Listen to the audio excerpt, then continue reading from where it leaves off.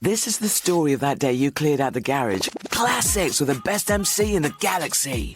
Or the story of that workout when you lifted a weight off and harnessed the power of your emotions. Or the story of that long-haul flight, sat on the plains of the Namibian desert, soothed by the returning rains. From the Corrupt FM podcast to Darren Brown's Boot Camp for Emotion and Sleep Sound with Maya Jama, for the story you need right now, listen on Audible. Subscription required. See audible.co.uk for terms. The Clyde One Super Scoreboard Podcast with Lucas Land Rover. Here, wherever and whenever you need them. Visit them in-store or online. The fastest goals. The experts' opinions. This is Clyde One Super Scoreboard.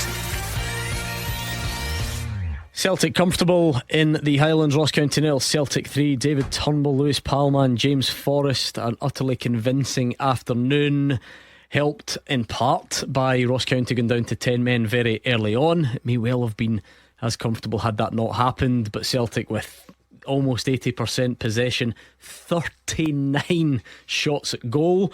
Ross County did their best. 16 of them made their way to target. Lots saved by Ross Laidlaw, some bodies thrown on the line. In the end, comfortable win for Celtic. 3 points in the bag, on to Madrid. So we'll continue to look back. We'll hear from Brendan Rodgers. You can get your thoughts in on the phones as well. We do have 3 o'clock games to contend ourselves with, though. Before you give us team news from your games, Roger Hannah, is that just a professional job done for Celtic today? Yeah, very much. You said at the top of the show at 12 o'clock it was a risky strategy by Brendan Rodgers. Well, after the risk came the reward. He got the win. It was eased, of course, by the early red card, but it was a red card. There's no question about that.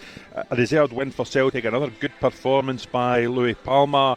And as you say, on to Madrid, an Atletico side that lost at Las Palmas last night, that might well have lost in those last 10 minutes after the red card in the game at Celtic Park. It'll be an interesting game in the Metropolitano. Yeah, and what about your game today? You're on championship duty because it's a reduced card and brought about by the League Cup semi-finals. Dundee United, Inverness. Is anyone going to stop Dundee United winning this league? Well, Duncan Ferguson would love to. He's back at Tannadice for the first time in almost 30 years for a competitive fixture. He was signed, of course, as a teenager by the legendary Jim McLean. He made his Dundee United debut this week, 33 years ago, as a substitute for Christian Daly in a 2-1 win over Rangers at Ibrox, aged 18. But he's got a big task ahead of him today. United, as you say, top of the championship, 4 points clear of 8th. They're unbeaten in all 11 championship games. And how's this for a run of form, Gordon? 4 straight wins, 15 goals scored and none conceded. Jim Goodwin has got them purring like Daz at the top of the table. 3 changes from the side that won at Airdrie on Tuesday night. Louis Moult, Kieran Freeman, Jordan Tilson and Declan Glass is down to the bench, and Liam Grimshaw and the skipper Ross Docherty are out altogether. Tony Watt takes the armband. So it's Jack Walton in goal. It's a back 4. Kieran Freeman, Declan Gallagher, Kevin Holt and Scott McMahon. Across the middle, Kai Fotheringham, Craig Sibbald, Jordan Tilson and Glenn Middleton. And up top it's the skipper Tony Watt with Louis Moult. On the bench, Cujo, Mockery and Denham, Graham, Sturton and Glass, Duffy, Moore and Newman. Cali Thistle have done well under Big Dunk lately. It's 7 points out of 9 in their last 3 games. They're off the bottom and goal difference from Morton, who lost again last night at home to Dunfermline. Have 2 games in hand on Queen's Park above them. There is one force change from the side that beat Airdrie in the Highlands last week. Louis Longstaff is out and Morgan Boys comes in. It looks like a change of shape for Cali Thistle. It's Mark Ridgers in goal. We think a back 3 of Nicola Ujdur, Morgan Boys and Danny Devine. Across the middle, David Carson, Charlie Gilmer, Max Anderson and Cameron Harper, with David Wotherspoon and Nathan Shaw tucked in behind former Dundee United striker Billy Mackay. On the bench it's Duffy, Delaney and Hyde, Lodovica, Brooks and Thompson, Sheridan and the backup keeper Cameron Mackay. No VAR, of course, in the Championship, Gordon. Don Robertson is your referee. That's why Fraser Wishart walked to Arbroath with a spring in his step. Most people would think, November, Arbroath, a man of my standing in the game, but there's no VAR, so he's delighted to be there. Arbroath against Partick Thistle. Fraser Wishart, take it away. Yeah, just watching Gavin Duncan, the referee, going through his warm-up. He ran off just right in front of us here, and he'll be on his own today, so no VAR to correct his mistakes. But unlike Gordon Dalziel, I am a team player. Gordon, as you know, happy to come up here. Gordon Dalziel wouldn't even sit in the wall, or stand in the wall, sorry, for his teammates, but happy to come up here. And to be honest with you, conditions are perfect for the game. It's hardly a breath of wind. The pitch is looking in good nick. for what's a pretty important game for the Jags. With only a third of the season gone, Dundee United Wraith Rovers beginning to get away from the rest. Thistle in third, 11 and 7 points behind those two respectively. So beginning to look like the playoffs. As you're saying to Roger Hannah, who's going to win league? It's probably going to be Dundee United. So the playoffs is maybe the best route for Partick Thistle. But if they're going to catch Dundee United, they're going to have to start an unbeaten run, and today would be a good time to do that if they're going to have any chance of catching the United team at the top of the table. Decent start to the season for the Jags, but recent form hasn't been great. Only 3 points with no wins in the last 4 games, so no better time than today to get back on track. Still got a good squad, but a bit light in numbers, and I think that will be something they'll look to change, bringing a couple of players in January. We've still got experienced heads, Bannigan, Lawless, Graham, plus some good youngsters coming through onto the bench, so a decent squad for Partick Thistle. They know a difficult game up here always is difficult up here. Arbroath will test Thistle's attitude, their work rate, their resolve. All have to be spot on if Thistle are going to get anything, but for quite some time Arbroath have been the best part-time team in the country, almost got promotion to the Premiership and invested that money. You look at the ground, so many improvements. We've also attracted some good players, still got experienced heads like Ricky Little, Gold, Craig Slater came in the summer, he's been around for a long time. But they've also invested in the likes of Ryan Down, Jermaine Hilton, who not long ago was playing for Motherwell, so they've recently been signed and will provide a real threat to Thistle. Win today for Arbroath, they'll put them just 1 point behind the Jags and increase the gap between themselves and the bottom of the table. And they'll fancy their chances, I think, Arbroath. They beat Partick Thistle 3-0 at Firhill in September. So to team news for Arbroath, they lost 6-0 the last time out to Dundee United. But only 2 changes, out go Dunval Turan, who's onto the bench, and skipper Tom O'Brien's out injured. In come Hamilton and Leighton McIntosh. They line up 4-2-3-1 formation. Derek Gaston in goal, Scott Stewart, Ricky Little, Aaron Steele and Colin Hamilton in the back. 2 in midfield, Craig Slater and David Gold, with Jay Bird, Michael McKenna and Jermaine Hilton behind the lone striker Leighton McIntosh. Their subs: Ali Adams sub goalie, Keegan Jacobs, Ryan Dow, Mark Stowe, Jess Norrie, Darren Lyon and Kieran Dunvald Turan. For Partick Thistle, just the one change from the draw last time out against Ayr. Ben Williamson drops to the bench, and in comes Aidan Fitzpatrick to give a bit more of an attacking threat on the left wing. They go 4-3-3 formation. Jamie Snedden in goals, while Siri Williams, Aaron Muirhead, Lewis Nielsen and Harry Milne at the back.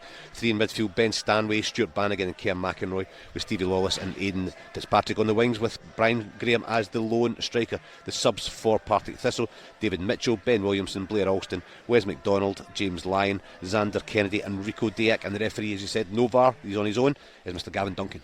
Looking forward to that one. Always nice to dip into the Championship when it's a reduced Premiership card. We have one big Premiership match, though it's a huge one, between Kilmarnock and Motherwell. We will go back there. We'll continue the build up to the 3 o'clock games next. Scottish football's league leader. This is Clyde One Super Scoreboard.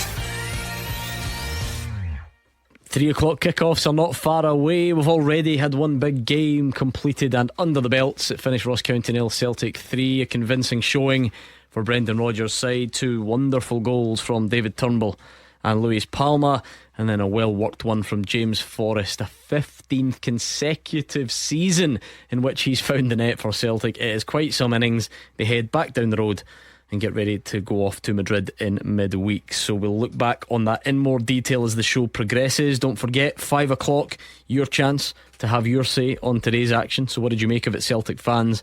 We'll bring you the thoughts of Brendan Rodgers very soon. We've got a League Cup semi-final tonight, another one tomorrow.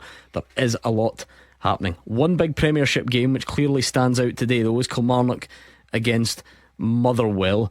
And it just feels like no one saw this Motherwell slump coming, David Friel, because even when the results started to turn, the performances were still good. You certainly can't say that anymore.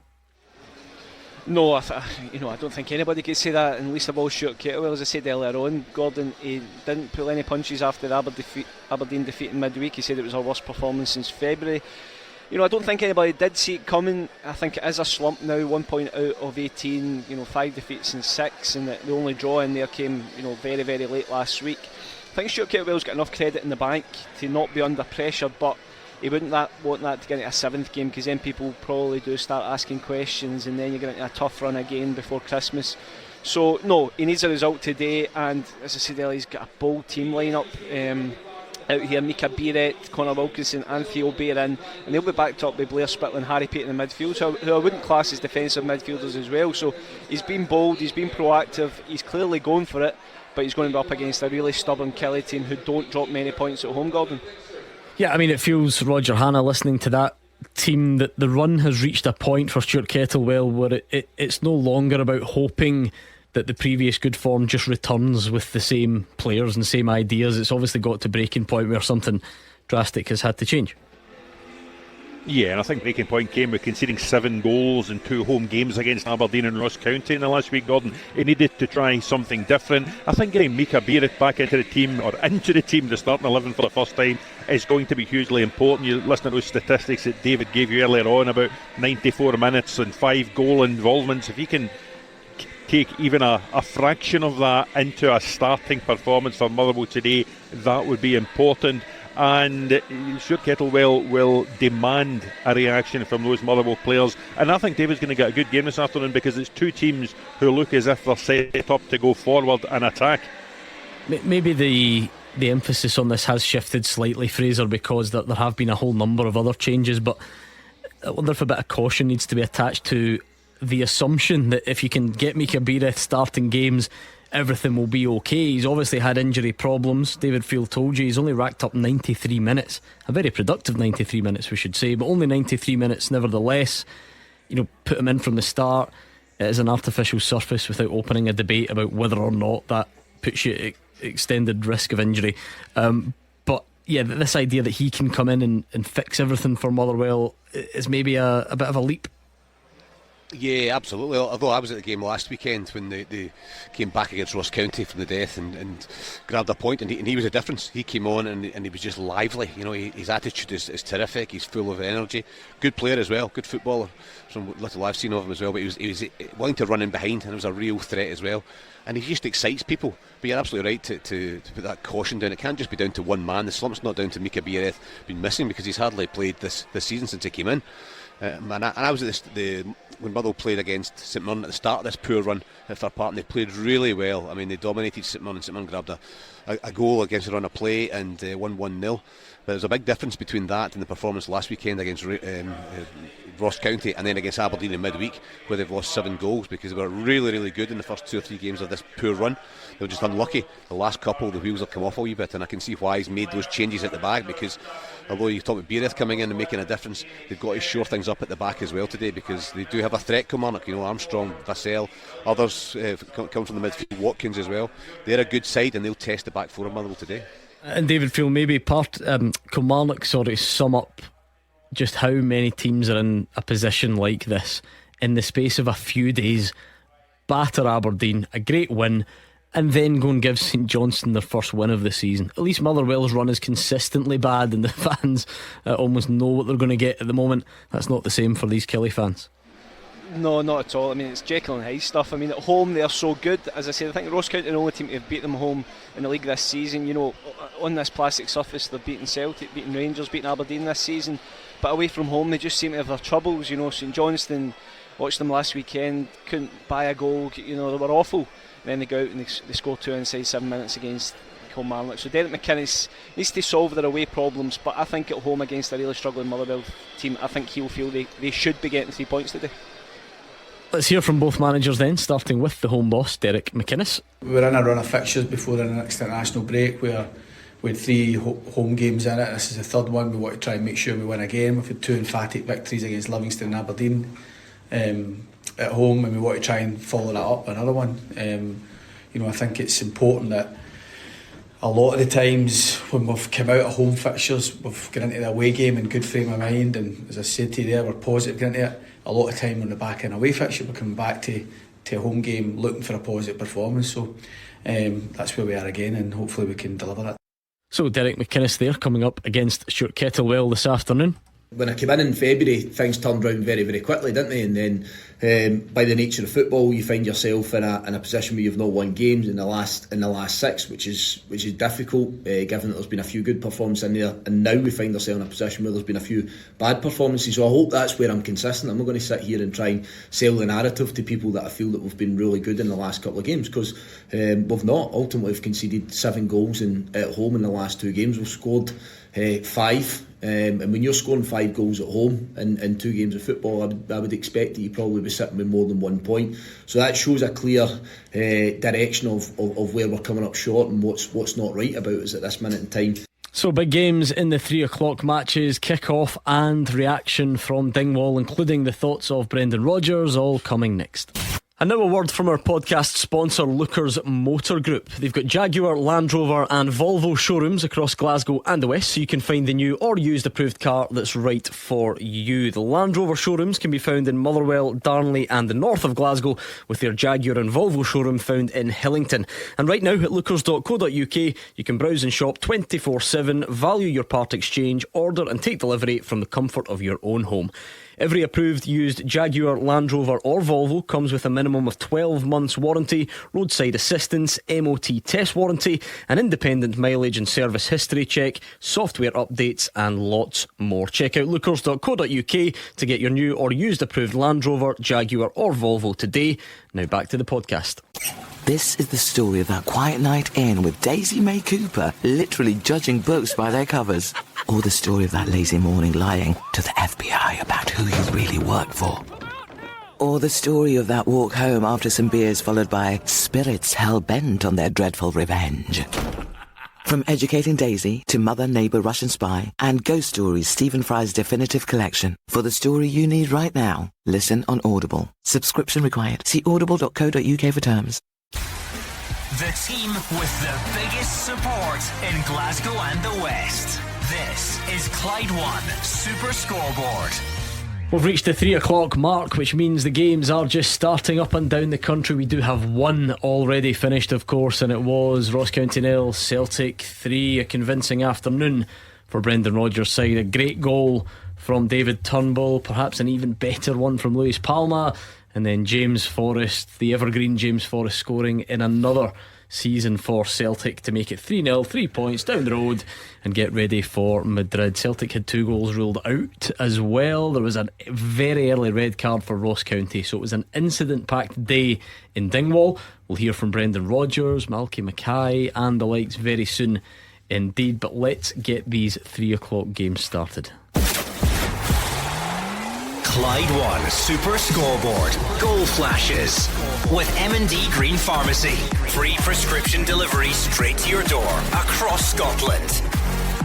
Okay, none of you got the scoreline right in Dingwall, but you all got Celtic to win. Not sure I can give you much credit for that. Celtic were big favourites. Anyway, your 3 o'clock games, you have 1 Premiership offering and 2 Championship games in our featured programme today. What is going to happen? What's the outcome? Dundee United to beat Inverness Caley Thistle, Arbroath to beat Partick Thistle, and in the Premiership, sorry Gordon, Kilmarnock to beat Motherwell. It's going to be a bad day, I'm afraid, Gordon, for your club. Kilmarnock to beat Motherwell is going to be a good day for my former club, Dundee United. Will beat Inverness. It's going to be a good day for my present club, Partick Thistle, to beat Arbroath. The under-18s manager. You like that? I have heard it all. There we are, settling in nicely. See if they were playing Celtic today at Parkhead, he's gone for fancy a chance. That's like the guy like the guy in the pie stall calling them my club. Unbelievable scenes in here. Yeah, we're all one family. Okay, I'm going to go different. 3-4-3 today, attacking down at Rugby Park. We're getting the result. Seriously? Yeah. Even Kilmarnock's home record. Well, but it doesn't matter. Kilmarnock forgot about that, I think. But no, didn't. Celtic, Rangers and Aberdeen all lost there so far this season. It doesn't matter. We've got to turn the corner somewhere. David Friel's there. He'll be reporting plenty goals. He's not playing. Big Bear. There you go. He scored 2. Dundee United to beat Inverness. Arbroath to get beat by Partick. Okay, strange way to word that, but whatever. Yeah, onside, I like that. By the way, I love that one about Wishart, right? A team player. Now you think good to see it's not got to you. No, it's not. I've been thinking about this, right? Could you imagine you says to him, we're not paying you? I'll tell you, he'd be some team player, right? He'd be phoning himself up, getting the union in here. You are not a team player. What is the problem? I am a team player. But this is the I'm difference. one of the boys. Do you want me to give you an example why you're not team player? Hold on. You would not go to Arbroath even if we paid you. So that's the whole point. That's very true, but that is not the debate. Team player, the bet, the coffee bet. No. He's yet to get me one. You're joking. That's believe lies. that? That's lies. I got you one. And he sent Ross just about 20 minutes ago to get my coffee. Didn't even say to me. That's disgusting because the bet was made on air. The nation heard it. People have been genuinely, approaching me in the supermarket to double check that you, as promised, are making Mark Wilson's coffee on the back of Cyril Desser's scoring. And a I couple have, weeks ago. right? And to be fair, it was a 1 month bet. Hold on. And I did say to Ross, I would like a wee coffee. And then Mark went, oh, Doll's out the pram. I went, right, okay, what do you want? Do you want a coffee? No, I'll wait. And then he goes in and gets his own. Don't blame me. He always finds a way of wriggling out of it, doesn't he? It's almost like he's practiced that skill over his life, Hugh Keevins. Yeah, you'd have to say. The wriggler. He's been called worse, I suppose. Yeah, called the wee wriggler.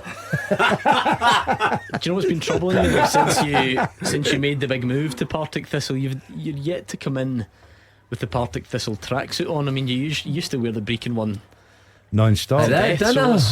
What's wrong with the Thistle? Have you got one? Yeah, I have. Aye. It's you got your not my initials on it? size. No, you'll not last that long. So it's ill-fitting.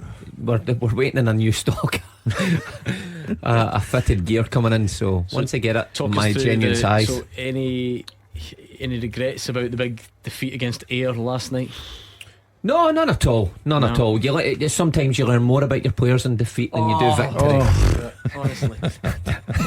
Did you tell them that in the dressing room? I did. I said I learned a lot about you. It's all about character building, giving opportunities. That's it. Development. I can hear it all. Can hear it all. Yeah, all the cliches. Yeah.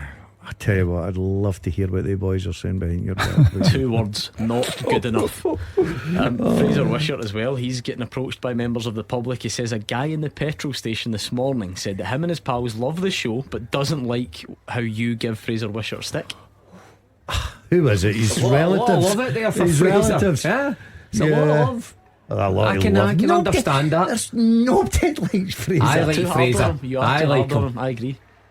Yeah. Look, see, be fair to me, right, with Fraser, I take one for a team every year. I stand next to him at the Christmas parties. Right, and you boys all just go, right, it's your turn again, Daz. I'm away in the I've got to sit there and listen to that. His tweed jacket on. Oh my elbow pads. God, he actually thinks he's quite interesting. Oh, he's boring, man. I think you should patch Fraser in here and let him give the right to reply. I think the guys in the petrol station have just been vindicated, quite frankly. But anyway, Hugh, let's do this to get things up and running. Keep him quiet. The first half teaser with the ScottishSun.co.uk/football for the best football news and opinion online.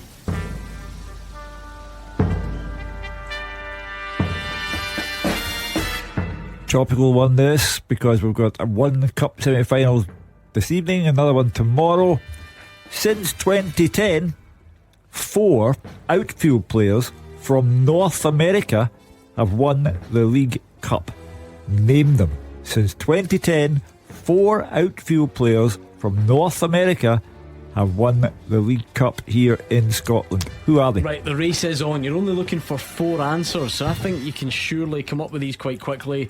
Just put them all down on one tweet, send it over to @Clyde SSB, and you need to beat everyone else to it. So get your thinking caps on, fire them over, and let's see what you've got. Even Mark Wilson and Gordon Dalziel, as intellectually challenged as they can be, will make a good go at this one, I think.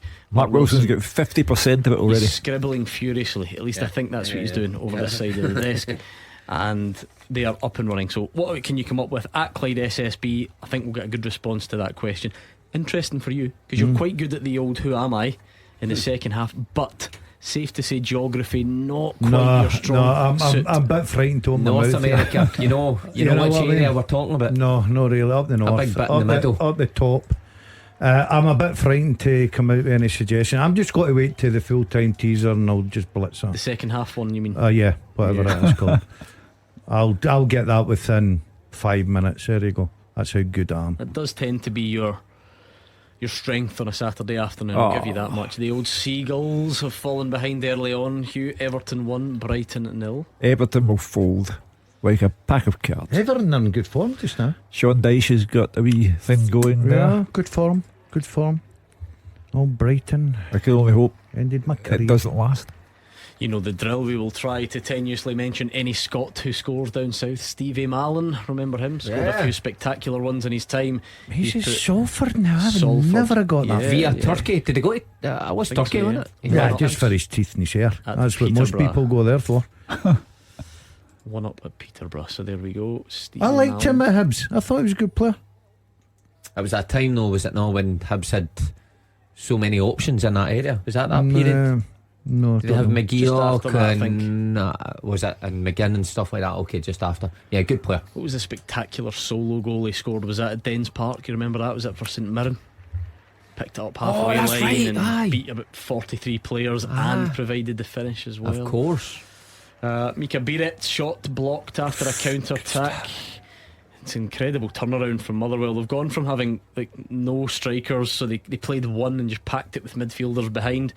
They've chucked 3 at it today to see how it works out. So we will see. Indeed, it's 100-mile-an-hour stuff at Rugby Park. I thought it might be.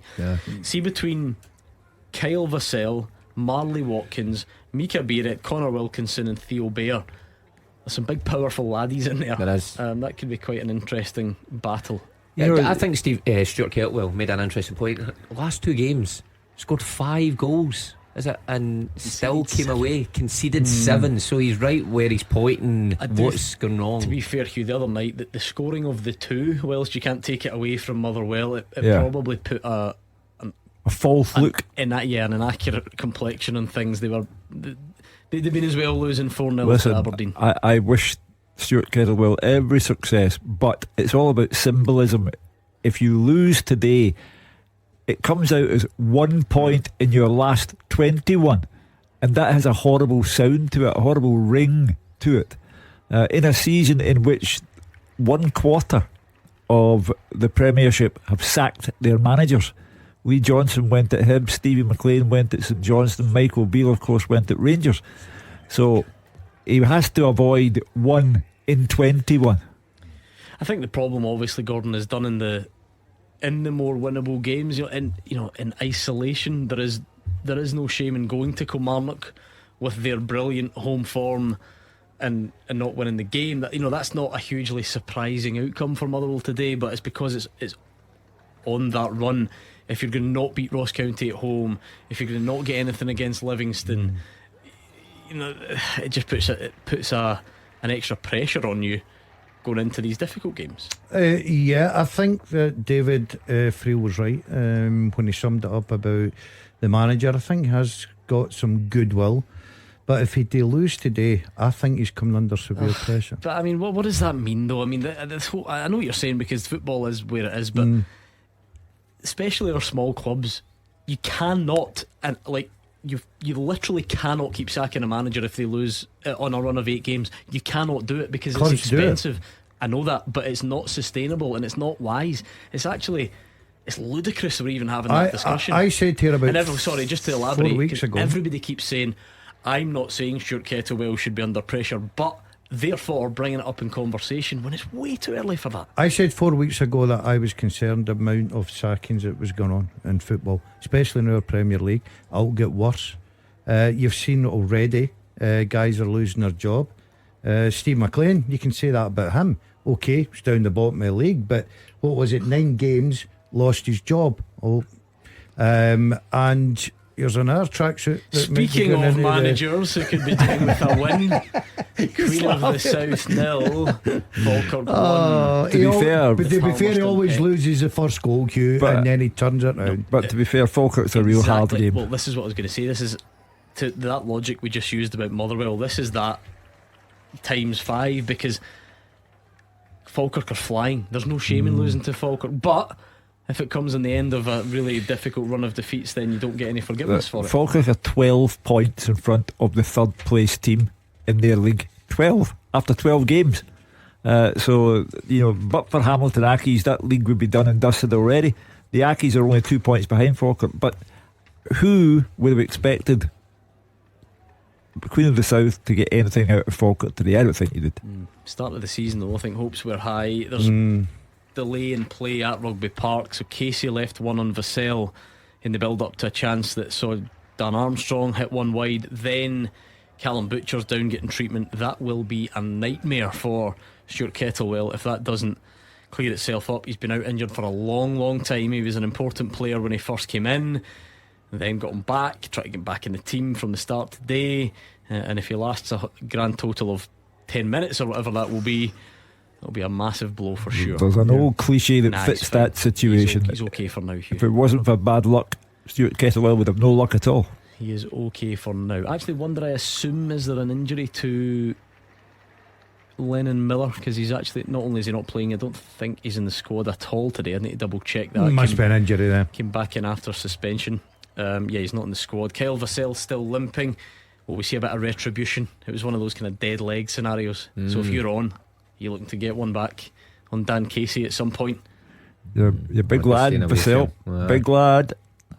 So is Dan Casey. Oh yeah. Like to get in the midst of that. First chance for Arbroath in one of our featured championship matches. Jay Birdwell struck cross, come shot type thing, pushed away by Snedden. Mark Wilson's got 75% of this. Yes, why is it just Mark Wilson? Why is because when the last name I put in, you were saying he was South American. Stewart's inquiry. Oh no. Since 2010, five outfield players from North America have won the League Cup. Name them. Since 2010, I've got one. 5 outfield players from North America have won the League Cup. I hope this guy's from North America. I think he moved. It's not Bevis McGabby again, is it? No. It's 5, it's not 4. My humble apologies. Is he not? What have you written down? Let me see.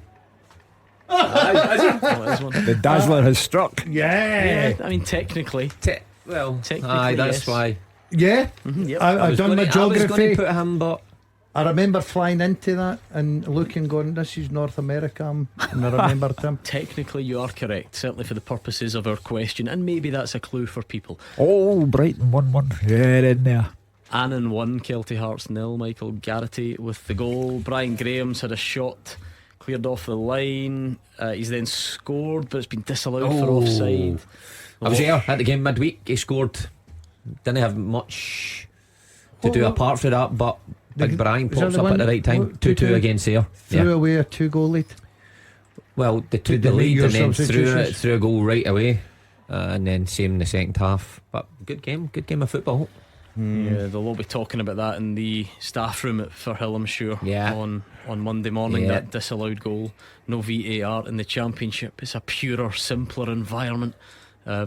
But not if you've got a decision go against you that you wish you had VAR for. Exactly. We're very fickle that way. Kyle Vassell's actually gone off as a result of that Dan Casey one, so I'm sure he won't be happy. Who's about your that. replacement, Gordon? Do we know? I will tell you in due course. Thank you. I get the feeling that David Friel is about to update me any second on that. It's actually Innes Cameron who's coming on, young, well, not overly young now, but an academy product that Kilmarnock kind of struggles for. Oh no. Game time from the start. That means there's a VAR at Goodison. That noise you heard means that Brighton's goal have got subject to a VAR check. There we go. Imagine you're part of the Elgin staff. Tough week after last week. Tough journey down to Stranraer. You're 1 down after 4 minutes. There's a quiz question for you actually then. Go. In the SPF, as if you'll know. Yeah. In the SPFL, is Elgin to Stranraer? Is that your maximum within the league? Within the SPFL, would we say? In terms of miles, is Dingwall no further north? No, Elgin's further north. That doesn't mean it's further miles, but Elgin is the most northerly team in the SPFL. As the crow flies. Is that what you're looking at? Yeah. 3 days by camel. Yeah, but I'm going Elgin and Stranraer. 301 miles today. 602 mile round trip. Wow. That's not great, is it? Yep, only 294 from Dingwall. There we go. See, we answer all the big questions that people are desperate to know on this show. Never let it be said otherwise. You'd never do that trip, would you? Well, I mean, nah. Look at much. What, as a player, I don't know if I had to do it. Well, any choice? Well, not to Stranraer, but to Glasgow a few times. You were quite desperate at that stage in your career. But so what's the score, Stranraer? Are they 1 up? One up Stranraer, yeah. It's a long bus journey back. Yeah. Who knocked Elgin 6-0 out the cup last week? Can you remember? The Swifts. Genefield Swifties. Swifts. Genefield Swifts. Yeah. Love There that you go. stage of the cup. Always throws up some brilliant names. Seen some footage last night. Did you see a bit of footage yet? Yeah. And the last goal goes in, they're still celebrating. Did like they it's play the first. Clyde in the next round? Yeah, Am I I right think in so. saying Yeah, that? I think so. I'm in That's fire. it, you're asking the guy that made the draw. I Of can't course remember. he knows. No, I genuinely can't remember. Oh, how was the draw? How was it? Was Scott Brown that was doing it with you? It was indeed. A fully haired I mean, Scott Brown. 6 times he's won the trophy. You feel like It's not bad, is it? it's a bit too many. Nah. Give somebody else a shot. Not too bad, that. That is good.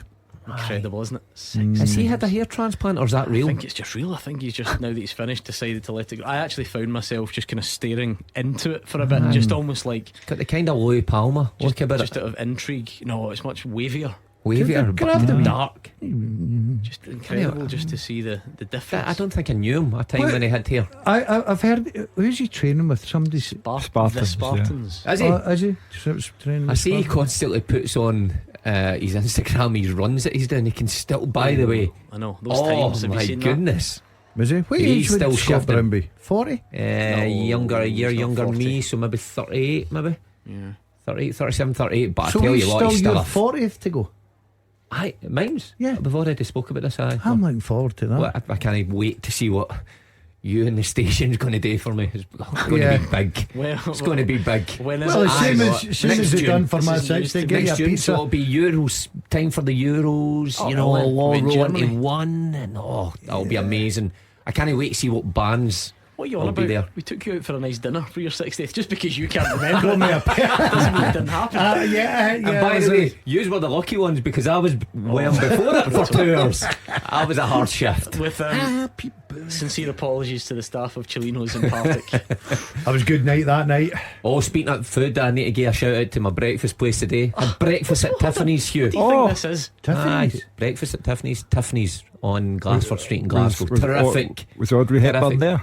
Well, the ladies behind the counter were The magnificent. fans of the show, is that why you're Fans of giving the a shout show. out? Are we going in next week just to say hello? Yeah, we'll be back next week. Right, So okay, you can do more shout outs on the GBX at 6 o'clock. Make sure you join George, he will be here. There is one of those Scottish Cup games still ongoing. Who's it? Didn't get it on last week. Lunkerty against Boness. Lunkerty up Perth way. Oh, see, he knows his stuff, Aye. this guy. I like was my that. next question. Yeah. Against who? Boness? Boness, yeah. A Falkirk way. Yeah. All I right, think Boness okay. have gone through actually. You know where Boness It's is. because it's got a wee Take railway a bit. kind of for the kids there. Boness train You're station right, or it does, something. yeah. That's a wee kind of Thomas the Tank thing or something, or steam engine. That segment was sponsored by Visit Scotland this afternoon. But the reason is there's no goals to tell you about, and we had an early kick-off. I'm surprised because there's In good Dingwall. games in the Championship as well. You look at Wraith Rovers Airdrie, that'll be a good game. Well, I suppose what we could do is hear from Brendan Rodgers. That would be Yeah. fair, Yeah, wouldn't hear it? from- These were his thoughts post-match after the 3-0 win in Dingwall. I was pleased. Obviously, we made a number of changes to bring a new energy in the team, and it's obviously difficult when they get the man sent off early. Believe it or not, because it means that it's a game of attack v defence. And but I think it was the players we had some really good opportunities before we took the lead. I thought that the goal we scored that was disallowed should have been a goal. The one where the two defenders jump up for the ball, it drops and we finish. I don't know where the foul is there, and then it takes an eternity for us to find out whether it's a goal or not. The other offside one looks really close. But I'd have to say it again.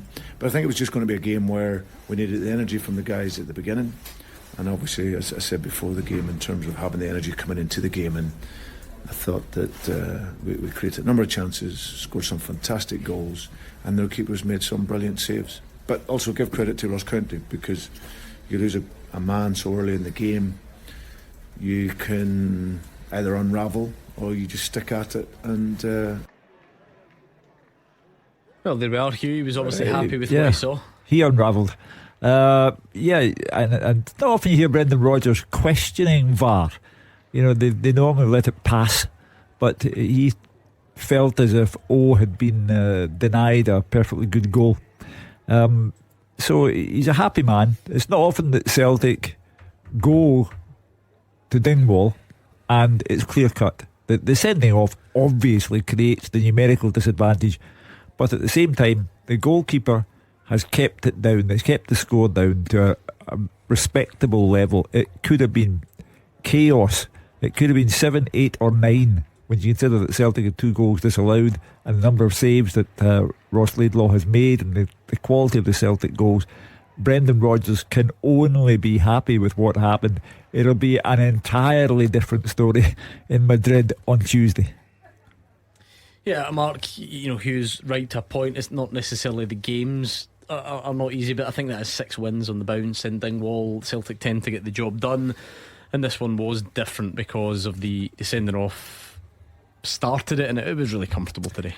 As routine as you would like going up there. You know, at the start of the month they would have looked at the schedule ahead. Very, very busy. You know, a trip to Dingwall right in the middle of that busy schedule with your European games. Maybe not ideal, not really what you want. So brave enough to, you know, shuffle the pack and give fringe players an opportunity. And when he sees Brown getting sent off in 9 minutes, he must have been rubbing his hands, because I know it was frustrating for a large period, but once you get the goal, exactly the preparation you want when you've got a tough game coming up on Tuesday evening, because Celtic's going to need everything. You know, they're going to need all their energy levels high to get anything at the game on Tuesday. Palmerston Pep is back in it. Gavin Riley has equalised. He's Queen of the still South playing, 1, Falkirk 1. I think you asked this last week though, when he scored for Queen of the South. Can we get over that now? Gavin Riley is very much. He must be. I don't think Gavin Riley's that old. No, he's still banging them in, that's for sure. And that's an important goal. I wouldn't say so. Gavin Riley can't be QOS. that old. No way. They could go on and win that now. 30. I fancy them. He's still a pup. He's what age is he? 30. We've got a goal in one of our in fact 2 goals in the Championship at once, but one in our featured game. Goal flashes with M&D Green Pharmacy. Arbroath 0, Partick Thistle 1, and it is Aidan Fitzpatrick who's put the Jags in front. It was actually a lovely pass for Kerr McInroy, and you love that. A cool finish, dinked over the keeper by Fitzpatrick, and that will allow Chris Doolan to enjoy the first half a bit more at Gayfield. It's a good start for Partick Thistle and Ural team Gordon Dalziel, Ayr United 1 up on Queen's Park as well.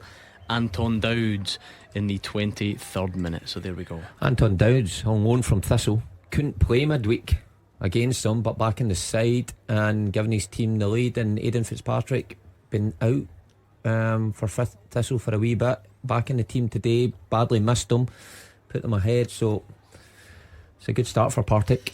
I want to hear a bit more from Brendan Rodgers. He had a bit of praise for Luis Palma. Yeah, he has big quality. Lewis, a brilliant strike for the goal. He has that technical quality and he has that confidence to shoot. And I know she see the quality for James's goal. In that position, you're either pulling it back or you've got to stand it up. And that was a great dink. And James's got his 3rd header of his career, I think. Of all the signings that Celtic made in the summertime, Palma is the standout. Some have made no contribution whatsoever. Some have been on the periphery. Some flit in and out. But this guy knows the way to goal. And today's goal was a contender for goal of the season. And he also picks out a great pass. And in the passing, so does Liam Scales. And he proved that on several occasions today. But this guy has the potential to be a very big player. The Celtic fans go on about Jota and the goals he scored and the assists that he had and so on and so forth. This guy has the potential to be Jota 2. Yeah, I mean he's got 4 in 8 at the moment, Gordon, which is obviously a good return by anyone's standards. And it's almost like the particular way in which he's hitting long range goals or the way he's striking the ball, it's clearly a real strength of his. The Motherwell one might be a cross, it's a bit disappointing, but thereafter you'll remember Kilmarnock, well outside the box, great finish. Atletico Madrid, closer range but really clinical, blasted at home. And then that one today, probably the best of the lot. I think he's only going to get better. Every time I see him, he's grown more in confidence. He's starting to find the back of the net. I was talking to Mark earlier about as a fullback, because he tends to just drop the shoulder and he comes in and he wants to come inside onto that favourite right foot. And obviously we've seen today how dangerous he is. But it's very hard to stop. As I say, I think he's grown into the jersey. I think he's getting better, and I think as time goes on, he'll be a real good signing for Celtic. He already is. You know, I think but I still think there's millions more there from him. And the millions is the opposite word, because of the Saudi Pro League calling. He's another £20 million Who is? sale. Lewis Palmer. Oh wow, bit early for that, no? Hugh's got him at Glasgow Airport. I'm just saying to you that if Jota can go there for that kind of money. Yeah, but Jota was outstanding for 2 full seasons. Yeah, but this guy's on his way to being outstanding in his opening season. I think he's got all the quality on the ball. I think he needs to improve off the ball though. You know, in terms of work rate off the ball, I wonder how he would have fitted into a Postecoglou side who is asking him to press high up the pitch. But whoever's recruited him done the homework, because exactly what a team like Celtic needs, somebody in the final third who can just make that spark happen. And he did today. Great goal. But I loved the getting to the touchline. Brendan Rodgers was right, because you either blast that across, but you've got to have real ability just to dink it and take the goalkeeper in the centre half at the equation. Very difficult to do that. Great for James Forrest. I always remember Ryan Giggs was putting a kind of stat together like that, wasn't he? And James Forrest, the Scottish version, in that it's 15 consecutive seasons that he scored a league goal in Scotland. Hugh, it's unbelievable. I was just thinking he was a very much Neil Lennon's protege. Neil Lennon was the guy who drove the bus where James Forrest was concerned, to get him in the team.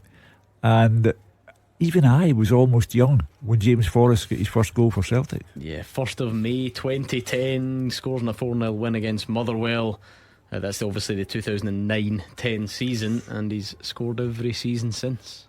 Well, sad one, isn't it? I was sitting on the bench that day watching it. It was he knew he was just going to be something else, but it always helps when you get off to a scoring start like that. But a terrific player. And I will still argue he's got still a lot to offer, that Celtic side.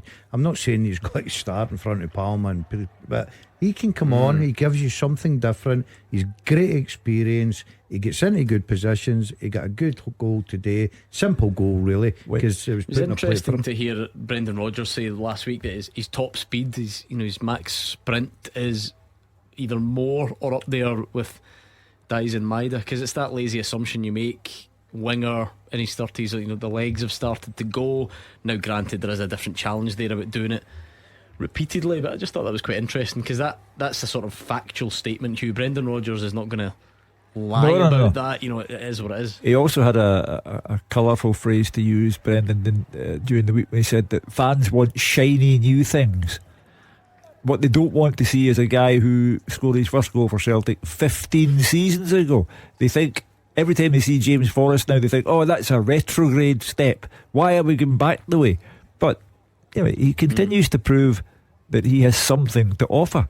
And okay, he's not one of your shiny new things, but he's a good old-fashioned thing to have about. I think he's great to have about, Hugh. I think it'd be great for younger players. I think it'd be good for the dressing room. I think it'd be good for the manager, knowing that he can rely on him. He knows what he's getting from him.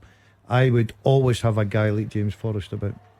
Forever Just keep him there. Wherever I go, that's what I mean, Jamesy goes. That is the problem with that logic, because I'm not saying you're wrong now, but you will be. That won't last forever, that logic. And he's 32 years of age. Fine, so he's 32. Are you going to say it next season and the season after and the season after? When will you stop saying it? Probably when I see that stat coming down, he starts to lose that speed, he's out. But just now, at 32 years of age, you're not telling me that James Forrest has not got something to offer Celtic Football Club. Wouldn't dream of it. It's not. Thank you. No one cares what I think on it, and it's not my opinion anyway. I think you get both though, because whilst it doesn't, it's not necessarily proof that you're moving backwards, Mark, but it probably allows fairly legitimate questions about, are you moving forward? Of course, that does. Like fans do want to see new input into the team, and James Forrest, I don't think he's going to come into the side next year and have the best season of his life. So I think that's a fact. Now, I get Daz's point. Yeah, you would have him there, particularly when he's contributing with goals. But fans, want to progress. They want to see the younger model come in and they want to see longevity in that younger model. You know, James has been a terrific servant, but his game time will get more and more limited, I think. But Brendan Rodgers does love him, I'll give him that. He's a big fan of James Forrest, so his game time this year, I reckon, will be much higher than last year. Dan Casey into the book at Rugby Park. He's taken out a rampaging Stuart Finlay on the left wing. There's a sentence you maybe never thought you would hear, but Stuart Finlay brought down by Dan Casey, and into the book he goes. Still no goals to tell you about there. Not the same problem down the divisions. Edinburgh City 1, Montrose 2. It's a Kerr Waddle own goal that's allowed Edinburgh City to come back into that one. The other City of Manchester 2-0 up against Bournemouth. That's just incredible team. Yeah, that's the extremely predictable outcome, that one though, isn't it? Man at goal, Bernardo Silva. I mean, such a good How player. old is he? 53. There you go. He could stay always about have forever. him about. I always have Silva about, but he's just he's great to watch. But 29 he is. Man City, the way they play football is just incredible. Brilliant to watch. All started back in the 80s. Oh, just stop, honestly. Like, you don't need to do it every week. Just let's nip it in the bud. Let's nip I it feel right a big there. part of this. Hugh, remind us of your first half teaser if Absolutely. you We've got it, Hugh, I think. Since 2010, 5 outfield players from North America have won the League Cup here in Scotland. Who are they? I think we've got them, Hugh. We've nailed that. No, we we've haven't. not. No, we're one away. We're one away. You've actually missed the easiest the one. easiest one, yeah. Let's see. Okay. That's the easiest one. Mad Bottle Top wants to throw in Alejandro Bedoya. That's who we- That's the last one we thought there. He's not on the list. FMG wanted to throw in Claudio Reyna. OMG, no. There we go. So keep your guesses coming at Clyde SSB. I hate when Hugh says things like that. Fries your brain, that, doesn't it? What? You've missed the easiest one. You point to me, Hugh, the one that they've missed. Let me see. Well, he's going Let me to see. now ridicule us for missing the easiest one. Pathetic. Absolutely pathetic. Incidentally, it's the one that we missed off the list to begin with as well. But it's still the easiest. So there we go. A short VAR check for a potential Killie penalty, but okay to play on, says the referee. So on we go. And it's still goalless there at Rugby Park. Will we get the breakthrough before the interval? No goals yet in one of our featured championship matches, that one between Dundee United and Inverness. The It's a return surprise of Big Dunk to Tannadice. Wonder if he would have got a good reception. By the way, surely. apparently was it his transfer money that paid for Yeah, the I think so, stand yeah, to be yeah. built? Was that it right? £4 million back in? When was that? 4.5. Did I see one of the local newspapers Built or the something George had like Fox stand. tracked down someone that he fought with in a pub or something back in the day. Really? I'm sure I saw either that or I'm having really weird, vivid Duncan Ferguson related dreams. But you know, you skim by so many things on social media through the week, but I'm sure they did. When he went to Rangers, it was Britain's biggest transfer. Was I it remember. really? Yeah, I remember it made news at 10. I remember Trevor McDonald reading out that the British transfer record had been smashed by some guy from Dundee United. British. Yeah, at that 4.5 million. Not a chance. What was that? 94, I think, yeah. 94. That's my recollection, Dazzler. Well, I'm questioning that. he paid for the stand that I had to clean every week after the games. What are you doubting about it? Do you think Hugh had a couple of glasses of red that night before Trevor McDonald came on? Yeah. What year did you say? 94. 94. Yeah, 4.5 million was a record. British. Yeah, British. I mean, I'm not sure it is true. It's a good memory in some ways, but I don't think it's true. It must just be the Scottish fee. Must be. I've had a wee look. So in '92, Gaza went to Lazio for 5.5. Oh, there you go. Hold on, no, hold on, though. Right, let's give our British. our learned Clues in the title. Well, that's club still to club. But you mean both clubs British? Yeah. All right. He could be onto something on there. It has to be said. I'm going to back you up, Hugh. Yeah. I'm going to say you're right. You wouldn't have put yourself out there like that. Hold You're on. giving him it. You know you're Trevor McDonald. No, it's 10 o'clock. I know his wine situation. See, I've got them all in. I've got them all in today. I know I've he's reds. got Kirsty Wark, Trevor McDonald, who's your dancing No, in one? fact, Angela Rippon. Oh no, he's still right. Yes, I think because around that time there was a lot of big money going. So like Ian Rush went to Juve, Chris Waddle to Marseille, David Platt to Bari, Trevor Stephen to Marseille, Gaza to Lazio. So everyone was going Foreign. Yeah, so I think he could be onto something. Yeah, good, Hugh. It'd be a weird one to make up Trevor McDonald saying. It would indeed. Yeah. Because he's given great detail there about Trevor McDonald. You see, you were at primary school. Yeah. And I was old and gnarled and wizened. Speaking of, I'm sure did I see some footage of what was that again? Sure, footage of Fergus McCann's takeover in the last couple of days. You were there in the background with a tash. Yeah. Yeah. Oh, an astonishing day when it was. I was inside that ground for I think 15 hours that day. Incredible. The scenes were remarkable. We're coming up now. What's that? Coming up for 30 years now. Mm-hmm. Astonishing. But it must have been an ongoing thing, though, was it? With the stadium and all that sort of stuff. It's not like one day. It must have been quite a period to cover for you. I know that every year you go to see It's a Wonderful Life.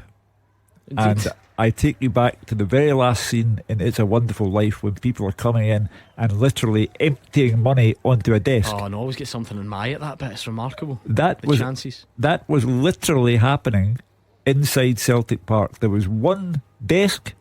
The secretary's name was Monica Conley, and they were coming in and they were dipping all sorts of money out of bags, and this is from my brother in Melbourne, and this is from my auntie in Ontario, and It's a Wonderful Life all over again. And did they think that you were Clarence? The wee angel. You've got that look about you. I can just imagine it actually. You ringing the bell in the corner. Yeah. No, I think I was Uncle Billy. Remember Uncle Billy? The dotery guy that loses the money. That sounds about right actually. I've not seen it. It's a bit early for that discussion. This is a real bone of contention. I don't know. I was in Glasgow city centre today and I've seen the Christmas tree. That's my issue. That's ridiculous. My 2-year-old was delighted at the Silverburn lights were very much up. My wife genuinely attempts to go full Christmas mode on the 1st of November. I think it's completely outrageous. Do you not usually go after your birthday? Well, I think that's only fair. Even though I'm not a child anymore, I think the world should wait until after the 5th. When's your birthday? The 5th of December. I think it's only fair. Right, okay. Just want to take the limelight off me. What age are you this year? Exactly. 30, you shouldn't really be paying attention to your birthday at this age, but nevertheless. Annan 1, Kelty 1, Reese Lyon on 41 minutes, Clyde 0, Spartans 1, Cameron Russell. But it's even a big argument in the pundits in here, because of all the sort of young guys I know, I don't know anyone who goes in for Christmas earlier than Andy Halliday, and he's ready, he's primed, he wants it, and I just think it's ludicrous. What, in November? It's even bonfire night tomorrow. No, I'm not having that. He looks like Fozzie Bear now. I looked at him last night. He's hair everywhere. Yeah, apart from the top bit. No, he's got hair. He needs it combed. Fozzie Bear. Well, listen, whatever his bench, let's see what his bench cam. Happy at that. His bench cam comes up with tomorrow at Hampden. I like that. It's further back, much harder. You're miles back from the touchline at Hampden. Mm-hmm. Yeah, you've got a big. Imagine he come on tomorrow, scored the winner. In what net? An own goal. What, 2 weeks ago, and it all went pear-shaped, didn't it? Yeah, not his fault. Was that last week? Last week, actually. Sorry, last Sunday. Clyde 0, the Spartans won. Did I tell you about that? I think I did. 2-0 here. I'm just now. Yes, Anton Dowds again. Yeah, indeed. I'm just clutching at straws because there's nothing at Fir Park. I think we had a good save though from Fir Liam. Park? Well, there is nothing at Fir Park. Exactly. There was a great save. Liam Kelly has had a bit of stick in the last couple of weeks, but he's shown the exactly caller on last night wanted him dumped along with Stephen O'Donnell. Wanted a change of captain. Got his wish there today with Stephen O'Donnell, but Brad Lyons' header tipped wide. A Finlay shot deflected over. David Watson booked for a pull on Mika Beerett as well. So it's just kind of lively enough, but nothing in front of goal. Kettlewell will be happy though. It's still. I'd take a draw down there, wouldn't he? Of course, and a clean sheet. Imagine that after losing 7 in 2 games. So small steps. 4-1, Steny 1, Matthew Aitken with the equaliser. Steny, another of the SPFL sides who went out to non-league opposition last week in the Cup. Brora Rangers knocking them out. trying to show that they've bounced back. Will we round off the teaser, Hugh? Okay. We've not got the last one, have we? The first half teaser. With the scottishsun.co.uk/football for the best football news and opinion online.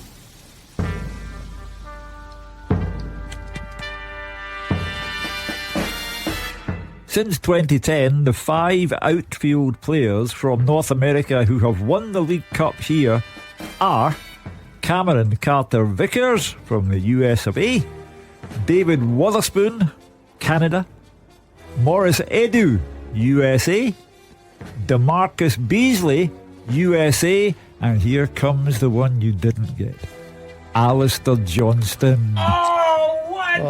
From Canada. I mean, he's more Canadian than David Wotherspoon, obviously. How did you not get that? You're his mentor. That is poor from you, very poor. There is no official third place finisher, but we'll give honourable mentions to Rab McCaig and some others, because he put Izagiri in there. Some went Gamboa, but Honduras and Costa Rica, I think they're both Central America, not North America, so we'll have to rule those out, I'm afraid. However, Jordan Jeffrey 0911, you are in second place, my friend, but not as fast as Paul McWard. There we go. Paul is the winner, and an absolute cracker of a Who Am I in the second half. Alistair Johnson, AJ. I can't believe it. You're pro to AJ. I know.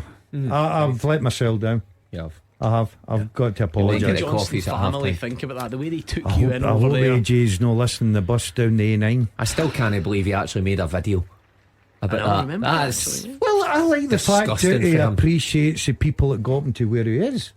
You know what I mean? I played a big part. I can't believe your mate actually went up to him. That's embarrassing. So go and make a video for he knew this that guy. He knew the minute Dad's name was mentioned. I haven't seen this. Have you not seen it? No. I've seen this on the pitch. On Trophy Day, Alistair Johnson records a selfie video saying, "Hey, thanks, Dazzler." Oh, the coach. No. Yeah. It's horrible, isn't it? It's just not right. Yeah, it's remarkable, honestly. Who would have known that would have happened? I still think someone just put him up to it, to be honest. Oh yeah, frankly. I'm sure he's going to do that. I need to get Kirsty Watt to do one about my part in her career as she approaches retirement now, and what a show that was. Is that the one that had the live audience? Yeah. I think my mum and dad did. Thanks for the coaching back home. You made a big difference. Hey, Daz, you thanks hear for the it? coaching back home. You made a big difference. Hey Daz, thanks for the coaching back home. You made a big difference. 2 seconds is all they would give you. Poor deluded soul. I like him as a player, but he's went down in my estimation as a person. I text him back. No problem, AJ. It was my pleasure. Jiggy sent me a message there because we had a bit of a worry about this one because Konopka won it as well. Who knew? But the question was outfield players. He's a goalkeeper. Whew. I mean, it's not like us to get certain elements of it correct. We probably overlooked some, but there we go. And in fact, what was he? Was he on the bench for Ross County? I mean, for goodness sake, the sub goalie for Ross County. We would be asking a lot of you. Somebody tweet that in. Somebody get that. Yeah, Did they? Wow, your listeners really aren't they as daft as I thought? Oh no, they're outstanding at these questions. Absolutely brilliant, that's for sure. But we did say outfield player, so there we go. And we'll get a Who Am I, in which Gordon Dalziel will somehow defy all previous form when it comes to I'm quizzing under pressure now and get it right. What are you giving me? 5, 10, 15? Come on. You said 5 yourself. I'll give you 10 I'll minutes name today. that tune in 10. Oh, do you know what? I think you can do it within 5. You usually do. Connor Wilkinson, decent enough effort, 22 yards, but it goes wide, so we are heading for a goalless first half at Rugby Park unless something drastically changes there. And at Arbroath and at Tannadice. Astonishing. The Rovers have taken the lead. Maybe we're just saving it all up for an absolute goal fest at Hampden tonight and tomorrow over the 2 League Cup semi-finals. That would be nice, wouldn't it? I'm looking forward to that game tonight. I think I'll go extra time. Dave Galloway till midnight. Yeah, I think that's the full Monty tonight. Dave's the only guy that doesn't like coming to Hampden to cover games because there is no Wimpy down here, so he prefers to go And obviously, if it's a cup game at the National lunch. Stadium, you get a meal put Oh, on for you in the press room. You loved that, didn't you? At the end of the season, yeah. I've never seen you move so quickly. I doubled up when the buffet opened. He was right up there. I doubled up. I've got to say, I'm not making any embarrassment about that. You're easy pleased, I must say. Oh, look, fudge. At half time at Arbroath, let's go there and speak to Fraser. It is half time, Arbroath 0, Partick Thistle 1. Really good performance by Thistle so far, been excellent on the ball, strong at the back, and ahead through a lovely finish by winger Aidan Fitzpatrick. But it was Arbroath that started the game the best. The first 10 minutes they were on top, and after 10 minutes the first chance of the game came, and Jay Bird turned Milne inside the box. His low cross shot was parried by Jimmy Snedden into the 6-yard box, but scrambled away by the Thistle defence. But from then on, Thistle began to come right back into the game, and 3 minutes later, good work on the right by Siri Williams. Lovely slid cross into the path of Brian Graham. His shot was cleared off the line by a sliding Ricky Little, who had collided with the post in clearing the ball. Then the big striker had the ball in the net, only to be ruled out for offside, and Graham was not happy man at that. But Thistle dominating, and no surprise, it took the lead 24 minutes. A lovely reverse pass by Kerr McInroy to Aidan Fitzpatrick through on goal. A really cool finish by the winger, just dinked it over the diving Derek Gaston, who came out to try and block his shot. Thistle continued to dominate, play in midfield. Gaston forced into a good save, had to look sharp to push over a fierce shot by Brian Graham. Then McInroy himself was involved in a lot of the good play. His well struck free kick was on target, keep diving, was headed over by Colin Hamilton. And just towards the end of the half, a couple of hairy moments for Partick Thistle. McKenna swinging the ball into the 6-yard box, well defended on a number of occasions by Muirhead and Nielsen. And then 43 minutes, they almost equalised Arbroath with their best chance of the half. Bird involved again, twisted and turned on the edge of the box, and his shot was a foot wide of the post. But that would be unjust on Partick Thistle, because Chris Doolan, he would just want more of the same. Really happy with his performance, his team's performance so far. Half time at Gayfield, Arbroath 0, Partick Thistle 1. Also half time in the other championship game at Tannadice, Roger Hannah. Yeah, Dundee United 0, Cali Thistle 0 at the break, and Duncan Ferguson's visitors more than holding their own on his return to Tannadice. Excellent first half, end-to-end stuff. United threatened first. Young Kai Fotheringham, a shot well held by the Cali Thistle goalkeeper Mark Ridgers. Cali were bright in the break. Nathan Shaw and Billy Mackay trading passes in the edge of the box before Declan Gallagher managed to clear United's lines. Craig Sybil at the other end, a shot from the edge of the box, well held by Ridgers. And then Cali Thistle back in the front foot. Max Anderson, who's on loan from Dundee, teed up the ex-United striker Mackay, but his shot was repelled by the legs of the United goalkeeper Jack Walton. Danny Devine headed over from David Witherspoon's corner as Cali Thistle looked for the breakthrough, and then there was handball claims at either end. The first when David Carson's cross into the box hit Scott McMahon and flew into the arms of Walton. Then at the other end it was against Carson as he blocked away Glenn Middleton's cross. Middleton, he had danced into the box moments earlier, but his ball across goal just too far in front of Louis Moult. Moult was then in the stretch as he fired wide from United captain Tony Watt's delivery. Nicola Ujder, he was then booked, taking down Watt in United's best spell of the game, and then they had their best chance of the half, a corner on the far side, the left. Kevin Holt met it. It was a terrific save by Ridgers. It fell to Scott McMahon, who should have scored, but he fired over the top from point blank range. It was as good as United have got. They'll need to do better in the second half. Dundee United 0, Inverness Cali Thistle 0. Not a lot to write home about there. I'm detecting a similar theme at Rugby Park. Here is David Friel. Yeah, Gordon half time, Kilmarnock 0, Motherwell 0. I think, to be honest with you summed it up perfectly earlier on. Lively, but just not enough quality in the penalty box for either side. It's been no holds barred at times, some really fierce challenges. Matthew McDermott, the referee's got his hands full, but nothing to separate the teams so far. Kelly have probably had more pressure. Brad Lyons came close with a header just kind of midway through the half, but most managers will be looking for more threat in the second half. Undoubtedly, Motherwell started really well. Theo Bear playing wide left. He should have really scored inside 3 minutes. Dan Casey, he's been involved heavily, whipped in a great cost, but Theo Bear headed miles over the bar. Kelly settled after that. Danny Armstrong, he's always in the thick of the action. He flashed a low shot wide of target. That move was started by Kyle Vaselli, Kelly captain, but that was his last real involvement. Dan Casey, as I said, he took him out in the build-up. He just left one on him, and Kyle Vaselli couldn't continue. It was a huge blow for Derek McInnes, losing his talisman and his captain. There was a couple of delays at that point. The 100 mph pace dropped a bit.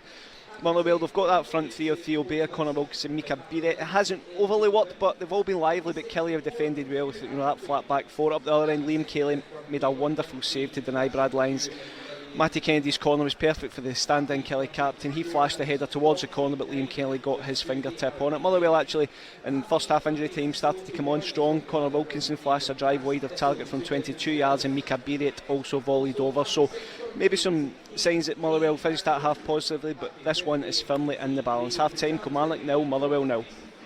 So that's the half-time picture. Not a great deal to tell you about in those games, which means things can only get better. Look on the positive side of things. We'll get a full roundup of the half-time scores next. The winning team all season long. This is Clyde One Super Scoreboard. Half-time scores in the Scottish Premiership. Just the one game. Kilmarnock 0, Motherwell 0. There was a full-time result earlier. Ross County 0, Celtic 3. In the Championship, Arbroath 0, Partick Thistle 1, Ayr United 2, Queen's Park 0, Dundee United 0, Inverness 0, and Wraith Rovers 1, Airdrie 0. In League 1, it's Annan 1, Kelty 1, Cove Rangers 0, Hamilton Accies 0, Edinburgh City 1, Montrose 2, Queen of the South 1, Falkirk 1, and Stirling Albion 0, Alloa 1. In League 2, Clyde 0, the Spartans 2, Dumbarton 2, Bonnyrigg Rose 0, Forfar 1, Stenhousemuir 1, Peterhead 1, East Fife 0, and Stranraer 2, Elgin City 0. In the English Premier League, if you're interested, a full-time score: Fulham 0, Man United 1.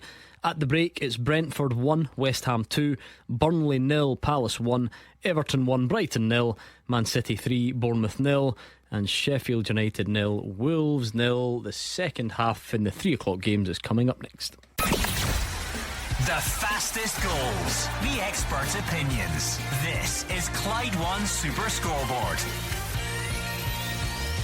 Mark Wilson, Gordon Dalziel and Hugh Keevins are in the studio, but every one of them has got a mouthful of half-time snacks.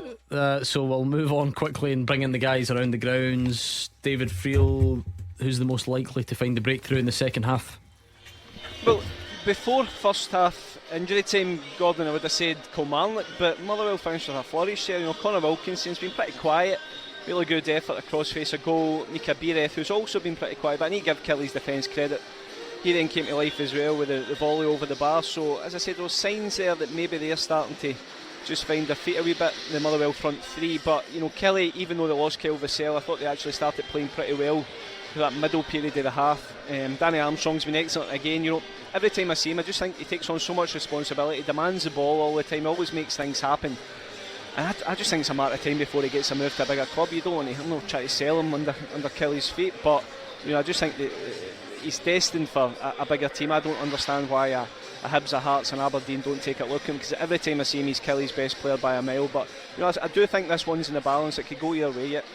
What do you think the mindset is from Stuart Kettlewell, who needs the win more probably just because of the run, but is also on the road at a difficult venue? How do you think he's feeling about the desire to win versus settling for a draw? I think there's a balancing act there, Gordon. For me, I wouldn't make any changes right now. I'd maybe ask Biret, strangely, just to start dropping a bit and getting on the ball in that final third. He's kind of asked Connor Wilkinson to do that, and I'm not sure that's his strong point. But I do think if it stays 0-0 going into 60-70 minutes, I think he probably does then think, you know what, it's a good point in the road, and maybe look at a Callum Slattery or somebody like that just to come on and place a one in the front three and just strengthen that midfield area. But for now, I still think, as I said, getting those chances probably made Stuart Kettlewell just think, you know what, there is something here for Motherwell in the second half of this game. But I do, as I said, it's a balancing act, because you won't want to be reckless against a Kelly team that can always score from a set piece or anything here. What about the Jags? Fraser Wisher, no clamour for the under-18s manager to move up and get a gig if Chris Doolan sees this one through?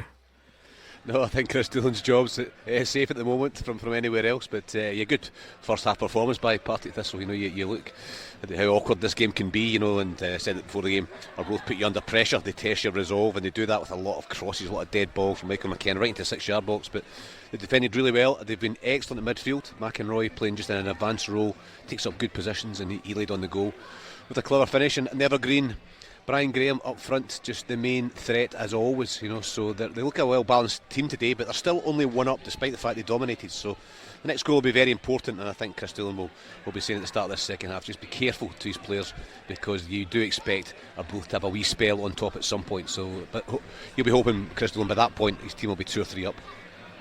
Well, let's see how the second half plays out in those ones. We could certainly be doing with a goal in some of the matches, so we'll see how we go. We'll keep you across everything that happens. We're going to build up to Hibs against Aberdeen in the first of the League Cup semi-finals at Hampden as well.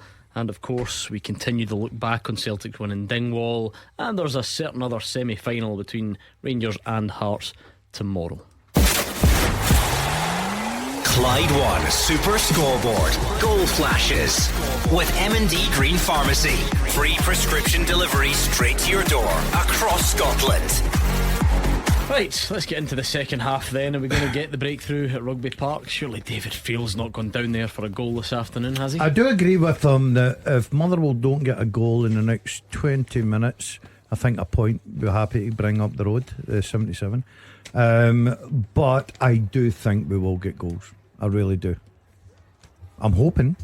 I'm not as confident as you. No? I think that one could. There's every possibility end in a draw, which may suit both managers after midweek's performances. I know Derek will put a lot of emphasis on his own form, but time will tell. Well, I think there's drama to come there. They've had the lull, the loss of Vassell, big blow to Kilmarnock, but I think there's drama to come there. We will see. I'm looking forward to going across to Hampden as well to speak to Dave Galloway. I like the look of Hibs against Aberdeen. We're going to build up to Rangers Hearts, reflect on today's action. So round about 5 o'clock I will give you the nod. You phone us up, you let us know what you've made of today's or tomorrow's football. It's that simple. I love this part on a Saturday because that, you know, especially in the 6 hour days, I'm kind of fed up of these three by 5 o'clock, so it's always good to get some new company on the phone line. So don't let us down, give us a call when the time is right, and we will chat football together. But until then, let's see if we get any goals. And what I think we'll do is give maximum time on this because it's tricky today.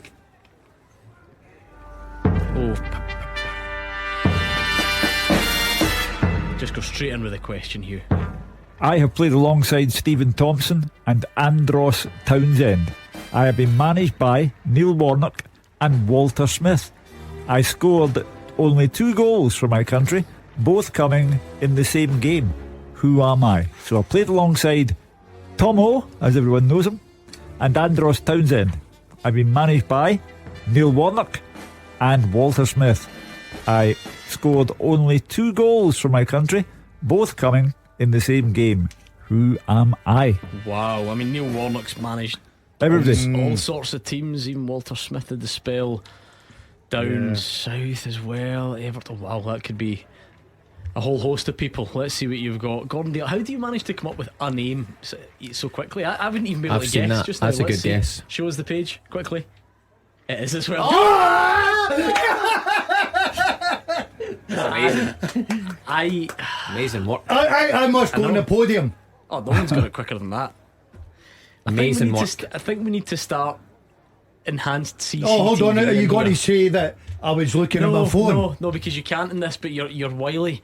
I think that maybe you come in early and you start snooping around the office looking for the bits of paper. I saw you at the printer earlier on. I thought, I wonder what he's printing. Shut up. Producer Michael thinks you had a look at his computer. There's all sorts of allegations flying around. I don't even know where his computer is. Did he, Michael? Hold on a minute. Ask him if his computer's on. Yes, I did have a look at it. No, I didn't. I'm only kidding. I actually think you've done it. I think you're fine. Great credit to you. Maybe it's too easy. I don't know. Maybe it's too easy. It could be. There's one great clue in there. I got it from Stranraer 3, Elgin City 0. Let's see what you can do. Right, you've got to spend the rest of a Saturday afternoon and just deal with the knowledge that you're not as good as Gordon DL at these, right? I know that's a tough position for you all to be in, but not if you many can are. send us the answer at Clyde SSB. Penalty, Partick Thistle. Fitzpatrick fouled by Stewart. Stevie Lawless, always a good penalty taker, up he steps. saved by Derek Gaston to his right. Did Frank Graham take the penalty? Stevie Lewis is a good penalty taker, isn't he? We've got a goal at Rugby Park. Goal flashes with M&D Green Pharmacy. And it's an opener for the hosts. It's Innes Cameron, who's only on because Kyle Vassell went off injured, and he has the breakthrough. Local player, academy graduate, always special to see them scoring the goals, and it is a big one for Kelly and another blow for Motherwell. I told you we'd get goals, but unfortunately for us Motherwell fans, it's the wrong way round.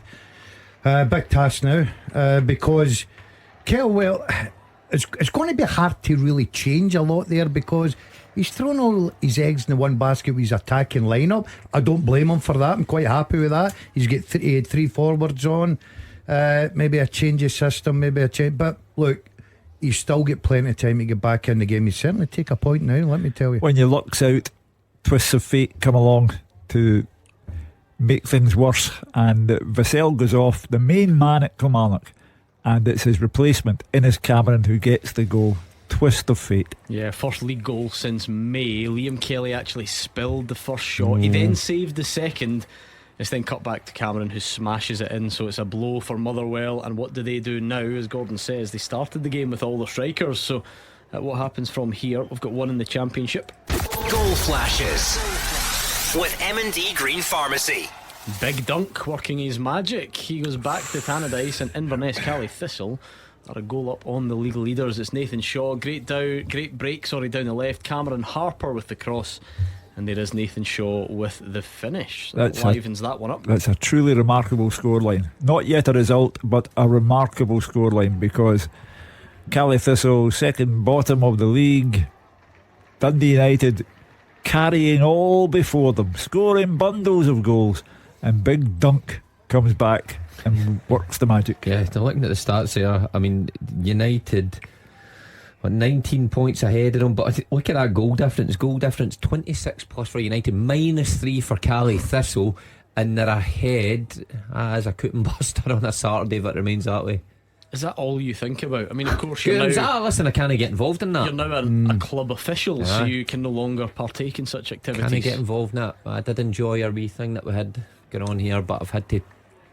Is that still going on between you two? No, we lost our third. We don't bother with that member, now. So yeah, Hugh could have been the man to replace me. He's the man that gets a lot of predictions. Right. As if no, you're going I'll to take get that involved back in some sort of betting syndicate with him. Seriously, that is before one way, you know it, you would have lost your house. One way to motor lead to financial uncertainty. Financial ruination. Anyway, right, so we do have a goal in the Premiership. It's a big one. It's for Innes Cameron, who of course is known locally as Big Innes, which is a great nickname. Still game connotation.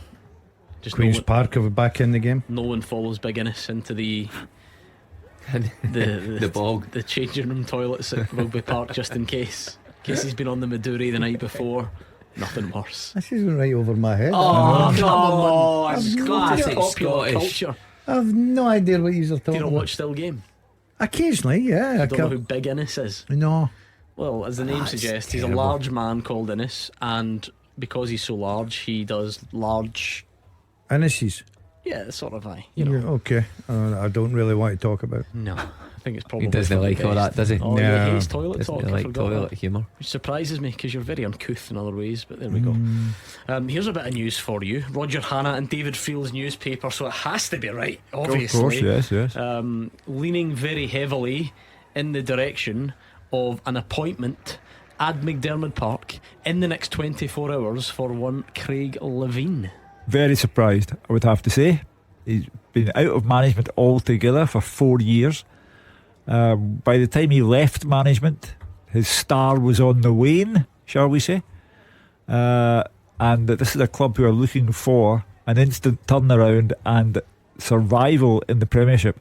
I would have to say I'm surprised. Experienced, knows the league, etc., etc. Yeah, the obvious counter. I think they've went for the experience. Remember, he was a international manager as well. At times he was a very good manager. I wouldn't have picked him for my first choice. I didn't think Craig was looking to get back into it, but I can understand it. it's a club that needs a real leader. You've got to say Craig Levine, the way he's managed that disciplinarian kind of outlook on it. Maybe that's why they've went for him. It just struck me as somebody that might have been happy with his role in the media, and I didn't really expect him to jump back in. I know he was advising at Brecon, my old club as well, because his pal was running it there, but I didn't expect him to go back into top flight management, so that's a bit of a surprise. They all get dragged back in, I suppose, and if that is the case, I wonder how St Johnstone fans, if there are any of you listening, send us a tweet. You could give us a call later on and let us know if you're happy with what looks like an imminent appointment there. Well, he was there last game, wasn't he? So he was obviously studying the squad. I've been interested one. Do you know something? I'd be really interested to hear what the St Johnstone fans think. It should be 2-0, Kelly. It's a great run, but Marley Watkins fires wide from 8 yards. Here's the thing, though, right? You always got to think about the knock-on effect, because if Craig Levine takes Andy Kirk with him as his number 2, the Brecon job would be available again. Get the tracksuit back. You could go down to the charity shop, get the tracksuit back, rejuvenated after a short but successful spell with Partick Thistle under 18s. Yeah. Back up the hedge, right some wrongs. No. Would you ever go back to Brecon? Why are you asking this as if it would be his decision? I think they'd take me back with open arms. Look, I think you underestimate yourself. You weren't that bad. You weren't good, but you weren't certainly bad. Goal flashes with M&D Green Pharmacy. And we have an equaliser at Tannadice. It's Holt from a corner. He scored a hat-trick a couple of weeks ago, didn't he? He's up for a corner this time, in with the header. Good response that from Dundee United, and it's Dundee United 1, Inverness Cali Thistle 1. Game on. Good fun. What time he's having, Holt. I mean, used to be a left back, moved into centre half, all of a sudden scores for fun. Quick response, that's what you need, especially at home. When you go one behind, shooting down the hill. There will be. Find out. Guarantee there will be. You think so, Mark? Was that a plan? Roger will tell us. Can we not? It's honestly about the hill. It's one of the topics we've really kicked the backside out of on this show in true. recent seasons. Shooting down the hill. It's true, and there are many of them. But that would be right up there, I have to say. Dundee United have equalised there. Kevin Holt on 56 minutes. Remember, big Innes Cameron has Kilmarnock in front. What sort of response do Motherwell have? Doesn't look like much of an attacking one, because Watkins again has been in, this time a save from Liam Kelly looking a threat all the time at the moment. Stuart Kettlewell doesn't know where to turn. They're actually uphill. There you go.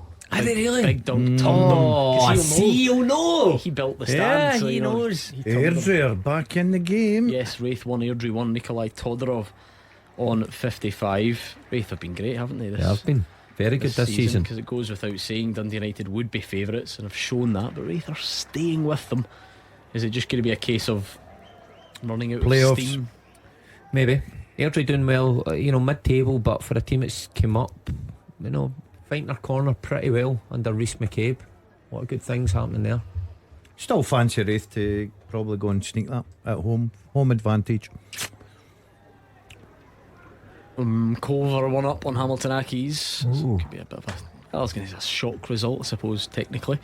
Just given league table, but Hamilton up there at Cove. Fraser 5A, FA Cup winner. One who would not be at that level, you have to imagine, were it not for bad injuries and so on. I told you before, when I was at Brecon, we played against him in the bottom league.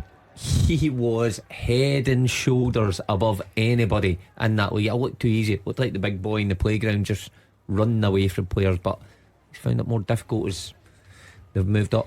Paul Hartley up against the team where it all started at the Accies, didn't he? Yeah, certainly did. Is that where Paul started? Hamilton Accies. Local boy. Yeah. So there you go. He's been everywhere, hasn't he? New every day. Less than an hour to kick off now at Hampden at the first semi-final. Should be a good crowd there. Awkward for the Aberdeen fans. 5:15 kick-off. I was wondering, I thought it was 5:30. I'm saying, have I lost track of time here? So is it 5:15? Is it? Yeah. There we go. possibility of extra time, penalty kicks, etc. You get back to Tosha Clyde. Which one of you is going to put Dave Galloway up if he has to stay down for the night? You've got a spare room. Yeah. But Partick you and Thistle, Dave on the last Partick bus Thistle. the night. The Partick Thistle goal can wait till we establish No, whether you're Partick putting Thistle, Dave get the Galloway. finger in the bother. He's diving Just up as is well. Dave listening? Anyway, Paul McGinn goes on an amazing run. He's clean through, but it's a weak finish. It's a big chance for Motherwell. Maybe falling to the wrong man, but he did well to carve out the chance. We've got one of these elsewhere.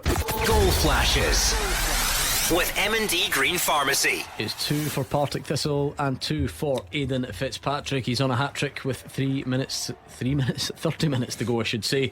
And again, it's the same combination. Kerr McInroy again with the assist, Fitzpatrick with the finish, and it's another good one into the corner.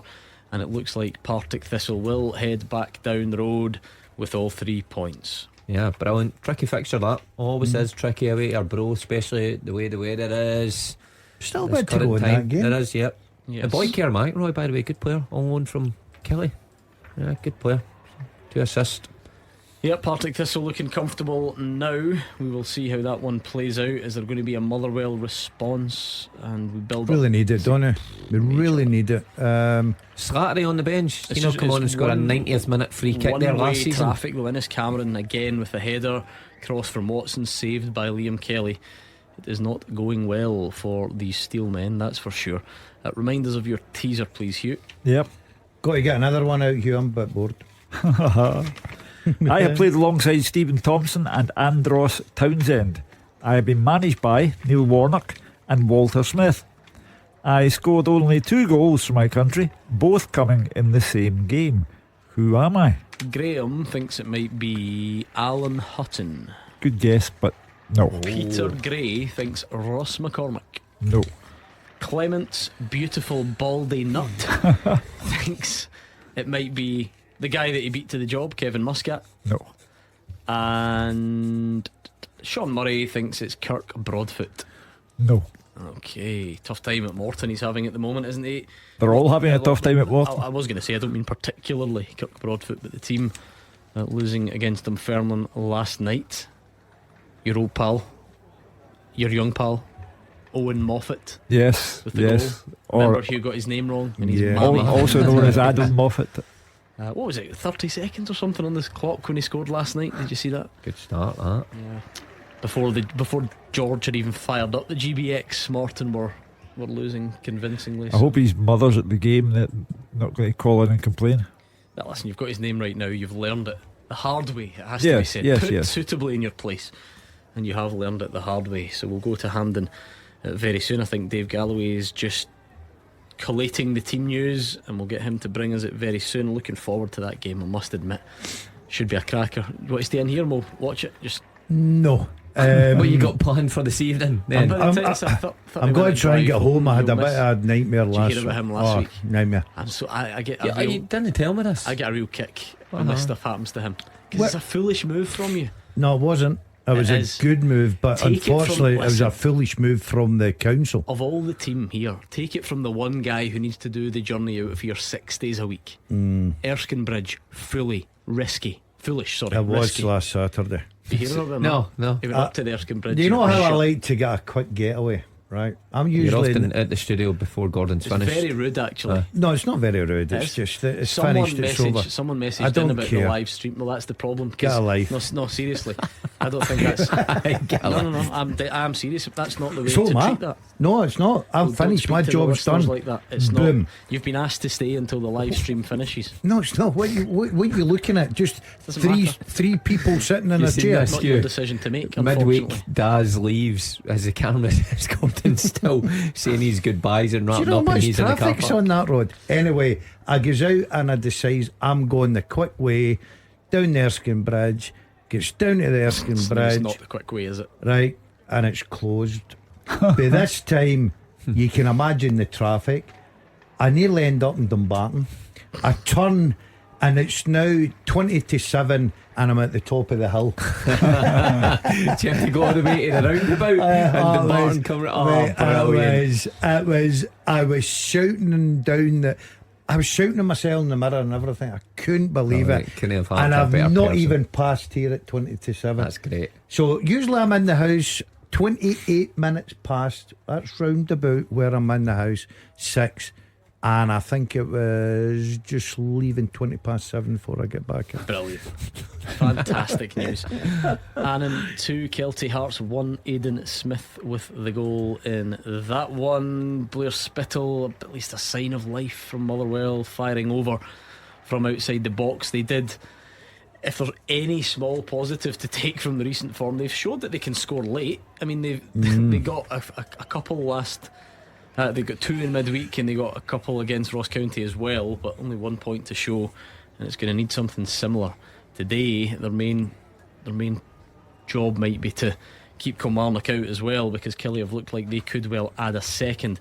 I'll tell you who won't have any problems winning today. Dumbarton 4-0 up on Bonnyrigg Rose now. Matthew Shields, and still over 20 minutes to go there. So it is all happening down the divisions. A bit quieter in our one Premiership game, but we're looking forward to the cup matches as well. Going to crank up the build up very soon. We're sticking the key in Dave Galloway. We're just turning on these ignitions. Is he ready? And we'll speak to him soon. He's been down sampling the delights of the Hampden hospitality. I think I'd rather put Big Innes up than do. Edinburgh 1, Montrose 3. Michael Gardine penalty. Blast for the past. Midge. Did you play with him, Dundee United? Oh, Midge, of course he did. Well, very briefly at Dundee United, but Celtic, he was there as a kid as well. So, of course. Lively, should we say, in the dressing room. Very lively. A character, as the phrase goes. Aye. Some of the character things sometimes went over the line. You wouldn't, put it this way, with the toilet humour and that, you wouldn't have enjoyed them. Don't explain, okay? No, I think people can understand. We're approaching dinner time, remember, for people out there. So let's just pause. Nothing was off his limits. Off limits? Yeah. Oh, that's dodgy, that stuff. No, that takes a certain type was, of no my cup of tea, that. Aye. No, my cup of tea. I wouldn't put it in my cup of tea, that's for sure. That was a problem. Absolutely You always had to check your cup when you went for lunch. There's another Scot scoring down south, Jamie Walker. Remember? Played with Hearts. Of Hearts, yeah. Bradford 1, Wickham 2. Did he go America? No, Bradford. Did they not go to America at any stage? No, I think Have so. I made that up? Thinking of Sam Nicholson, maybe. Maybe he did, but I don't seem to remember. I'll take maybe your Wigan, superior knowledge. Wigan at one point, perhaps. Something along those lines. Anyway, right, what else have we got? We've got updates coming in here. Not really, just a change for Thistle. Stephen Lawless off, Sander McKenzie on. You trying to get, in a serious note, is there a pathway, as the annoying phrase goes, from your 18s to the first teams? Hope so. That's my That's job. Aye. That is it likely anytime soon? Maybe for one or two of them. But listen, all that comes down to the manager. First team keep doing well. I think they took maybe 4 or 5 up last year, so that's good. So they run with quite a large squad, but it's good for the young players to get promoted. But it's good for my squad to see that that's a possibility. You know, that it might be some light at the end of the tunnel. So long way to go though. Robbie D's over the bar from a Watson cross. Watson has crossed the ball a lot, and he kind of plays centrally, but he's everywhere. I don't know if you've seen David Watson of Kilmarnock. He is lively. He gets absolutely everywhere. Every blade of plastic covered down there at Rugby Park, it has to be said.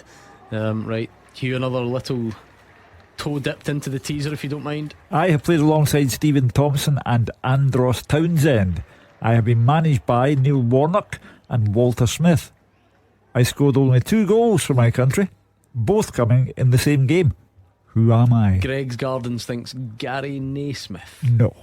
Scott Wright thinks Jamie Mackey. Remember him? Oh yeah, winger. And but it's not. Don't know if he was a winger, but anyway, Joe Boy Higgins wants to go the Fox in the Box, Francis Jeffers. No. Okay, keep your guesses coming. Don't be put off. Don't let it ruin your night to know that Gordon Dale got this within a matter of seconds. They're very good at this. Very good. How weird is it that after all this time we've found his 40 true calling? I'm positive, aye. Because you are remarkably good at it. I find these really tough, how to just separate all that information. I've got a knack now. It's like a jigsaw. I just start with outside, 4 corners, and then I just build the pattern in. And when was the last time you did an actual jigsaw? I can't do jigsaws, mate. I am absolutely terrible. I've not got the patience for that stuff. No, I can't unless it's the big wooden ones that you get, like your wee girl might have them. That only has about 8 pieces. We're on the sort of Peppa Pig jigsaws. She's much better at them than I am. I've no patience for that stuff. Nah. Oh no. If at first you don't succeed, chuck it. Instant gratification only. Remember Leanne got me one once, and it was one with your face on it. You know, it was a picture with whose face on it. There you go, there's a gift. And I started that. and what? No, you know when it was during lockdown. You can get whatever picture you want. You can get that printed onto a jigsaw. So imagine doing a jigsaw of his face. I've got to dig it out to see if it's still in the house. Bring that in for us. That'll keep your Saturday night. That'll let Gordon DL pass some time on a Saturday night. Take that down the boozer with you, right, lads? Chip in with us. It's not Domino's, it's Mark Wilson's face jigsaw. Brilliant, aye. Everyone would love that. No. Oh, Please no. That was lockdown. It was at that time you would do anything. Everyone did weird things. Oh, wow. Imagine what a strange time our lives is when you think back to that. So I've never been a gamer, but I dug out a very old PlayStation and sat for about 15 hours solid playing Tiger Woods from about 15 years ago. Just on like all day and all night. Just. What did you do in lockdown, actually? Cycled to my house, remember? So he was into cycling. Remember that? Yeah, I was out. You just forgot about that now? No, when was the last time you were on a bike? Golf got in the way. Yeah, golf's probably my love now. And then when you were allowed back on the golf course, but you had to like walk apart. I know. And then like, leave the flag in. Yeah. And, like, don't touch anybody else's balls. Yeah. It's always advisable that when you're out and about. And it's a strange time. Still the rule.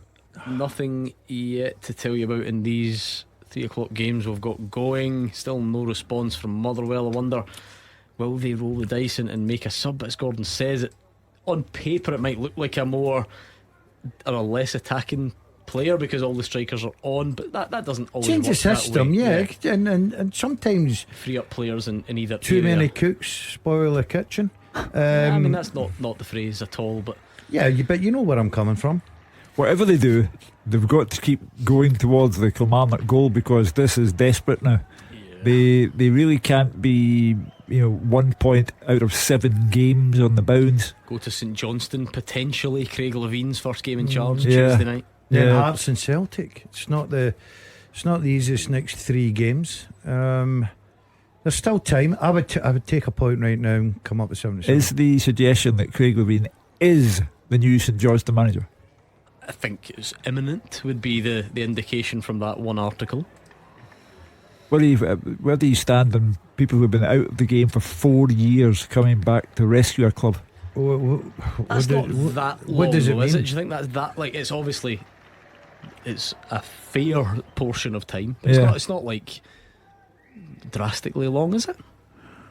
Well, if you left any occupation for 4 years and then went back to it, you'd find an awful lot of things had changed. I don't know. Since when did he leave? 2019. Yeah. Still, out and about in media duties at every game. It seems. He's doing games, doing probably. You don't know if he's sitting there doing all these qualifications, doing everything like that. Oh, sorry, got one of these in the Championship. Goal flashes with M&D Green Pharmacy. Mark Wilson's colleague Brian Graham are both nil. Partick Thistle 3, turning into a great result. That it was a bad pass back. Gaston had to dive to keep it out. Graham got there first, lifted it into the net. There was a despairing touch from their Arbroath defender, but it's going to go down as Brian Graham's goal.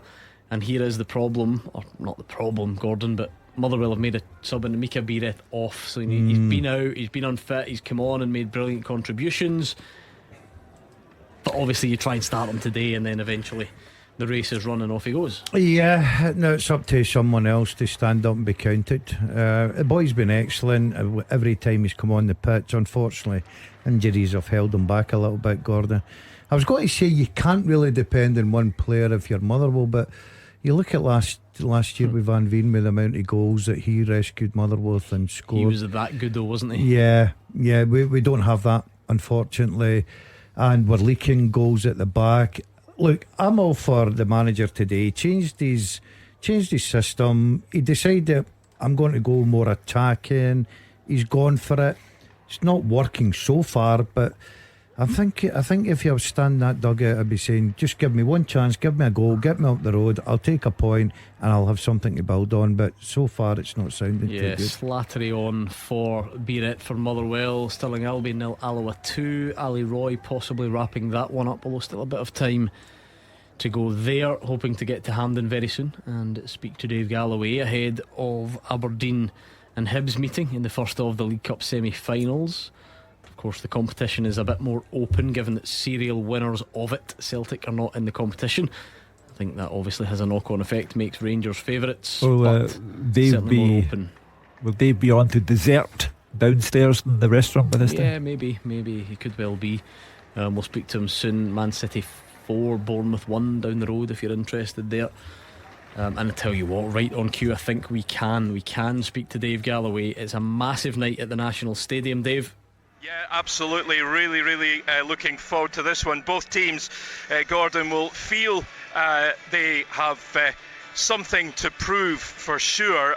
This one is all the makings of a hard-fought, close-run clash, and of course it'll be played to a finish. Could this encounter go right down to the wire? That wouldn't be a huge surprise, would it? So much hinges on the outcome. Whoever comes out on top, well, you'd expect their campaign would get a big shot in the arm, but the losing team would be in the doldrums with the pressure cranked up. Hibs last lifted this trophy in 2007, with Aberdeen triumphing 7 years later.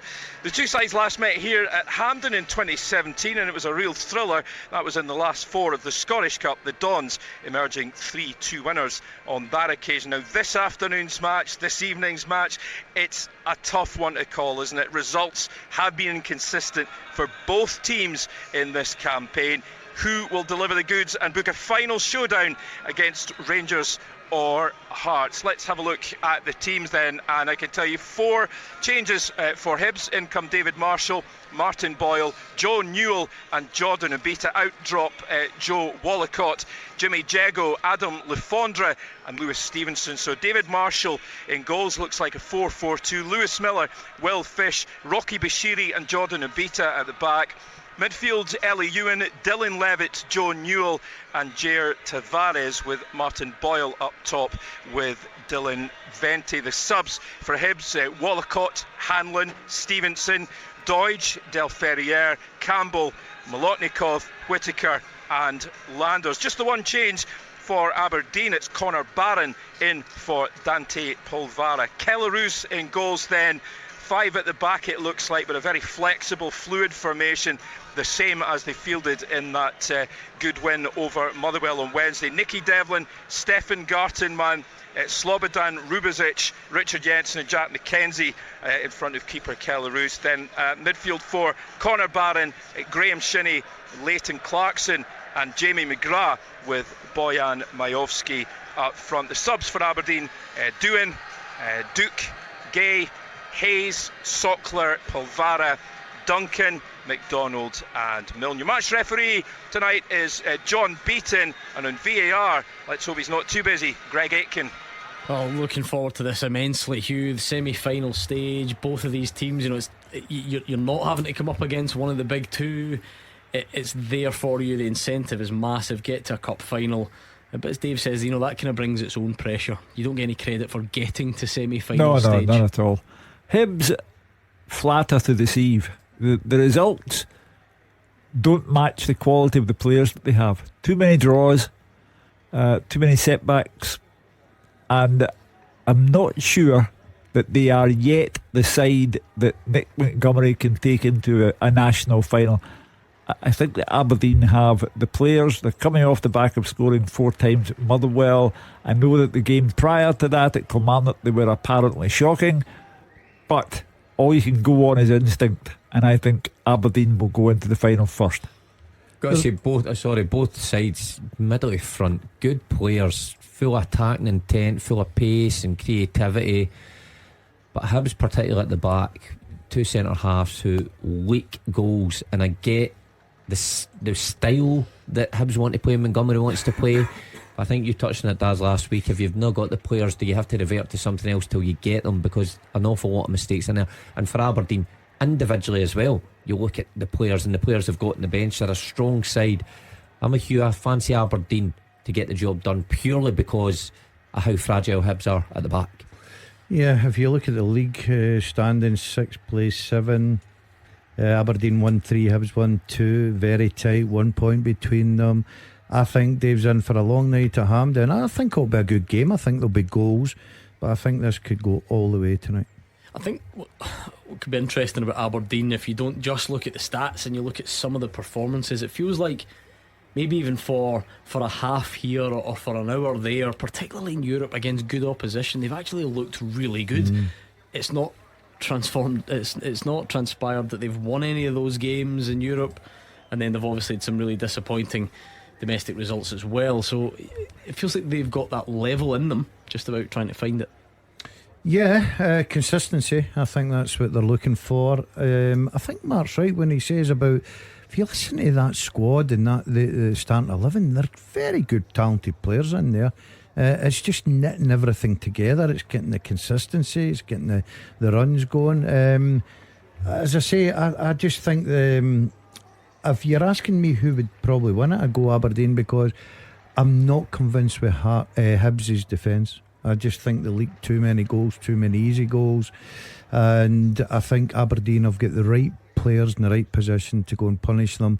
And you look at the bench as well, Duke can come on there and give you something else and be a match winner. So if I'm going to edge it, I'm going to go with the Dons. You look at the last 5 games that Hibs have had in the league, 4 draws and a defeat.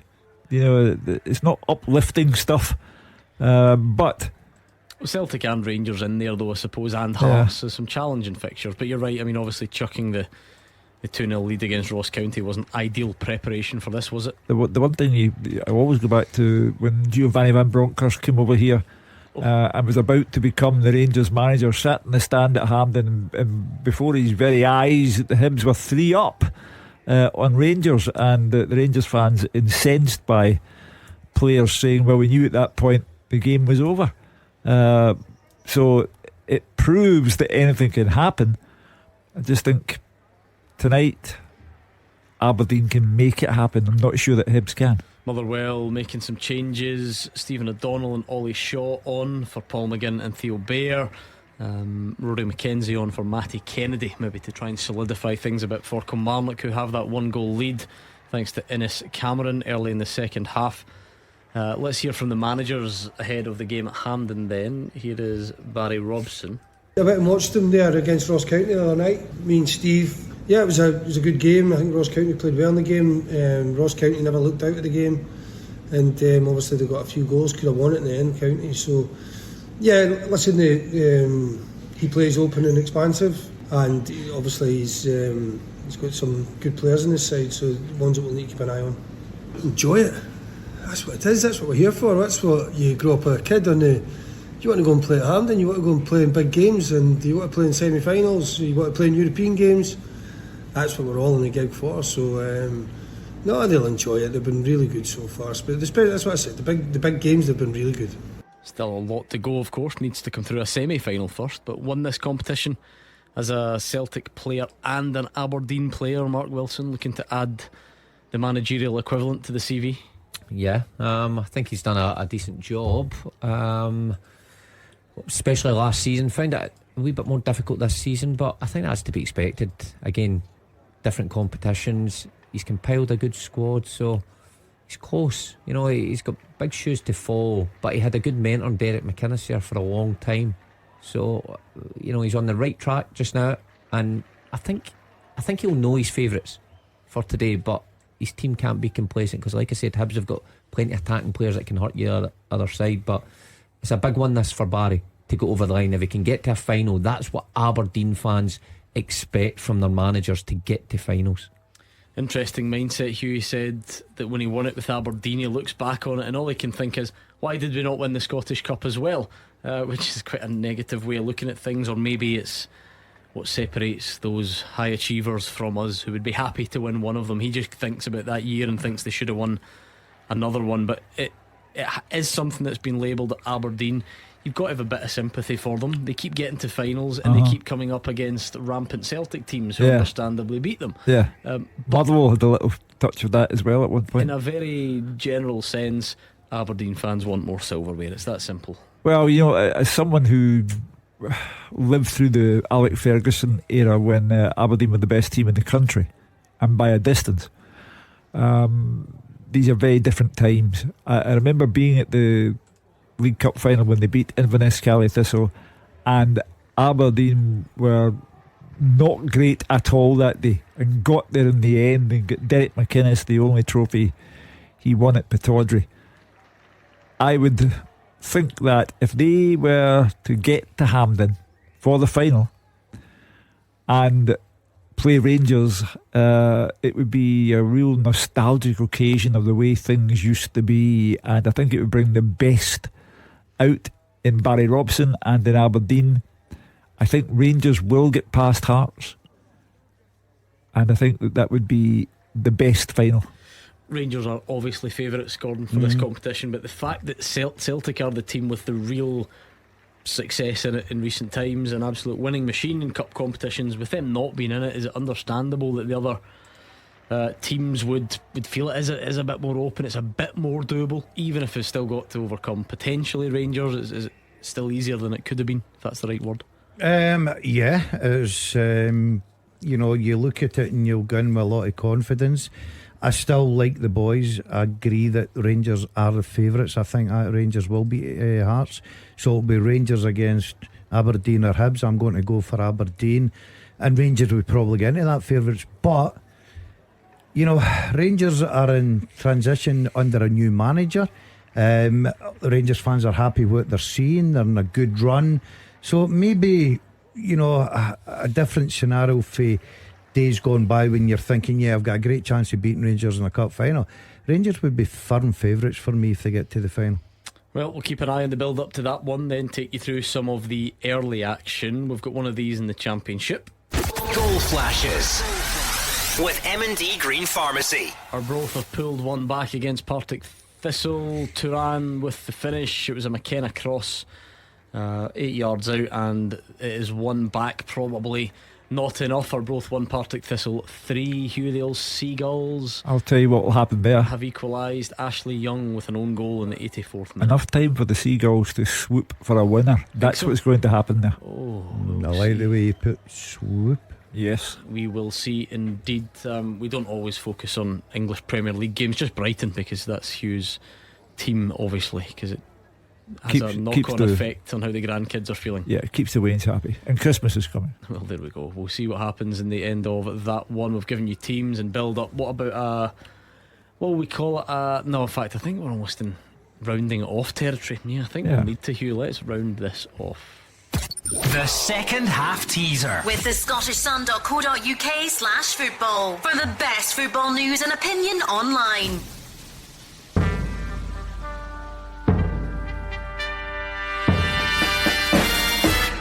I have played alongside Stephen Thompson and Andros Townsend. I have been managed by Neil Warnock and Walter Smith. I scored only 2 goals for my country, both coming in the same game. Who am I? I am Chrissy Burke. Chris Burke. Gordon Dalziel got it lightning fast. What gave it away? There was a few clues in there, I think. What was the main one, though? What really jumped out for you? Well, the 2 goals, I think, was it 5-1 against Bulgaria? Behave. That's the bit that you took from No. Obviously, it was Stephen Thompson, Cardiff. Rangers, Walter Smith. Yeah. So hold on a minute. Do you remember Chris Burke's international goal? I actually think that's the bit that's just exposed you there. Why is that? Of all those clues, the bit that you knew was that Chris Burke got a double for Scotland against Bulgaria. Bulgaria 5-1, wasn't it? When was that? I couldn't tell you the year, but it was 5-1. I couldn't even remember Scotland playing Bulgaria ever. Hold on. Am I correct or wrong? I mean, I'm asking a question. You're right, but that Look, makes guys, me very suspicious. I'm going to tell you something. How is he doing it? I've taken this. How are you getting this? I've taken this abuse now for too long. I'm going to bow out with these questions. I'm going to stand aside and let everybody else take part. I don't understand how he's I told you about the jigsaw, Mark. You start from outside and you come. I'm not sure, I must Well, admit. you look at his clubs. What was it? Cardiff, Birmingham, Rotherham, Ross County, Kilmarnock, Rangers. So you can add everything. Not even Chris Burke can remember his clubs. You can add everything together. I can't believe I was actually willing to give you the benefit of the doubt. You've just shown yourself up.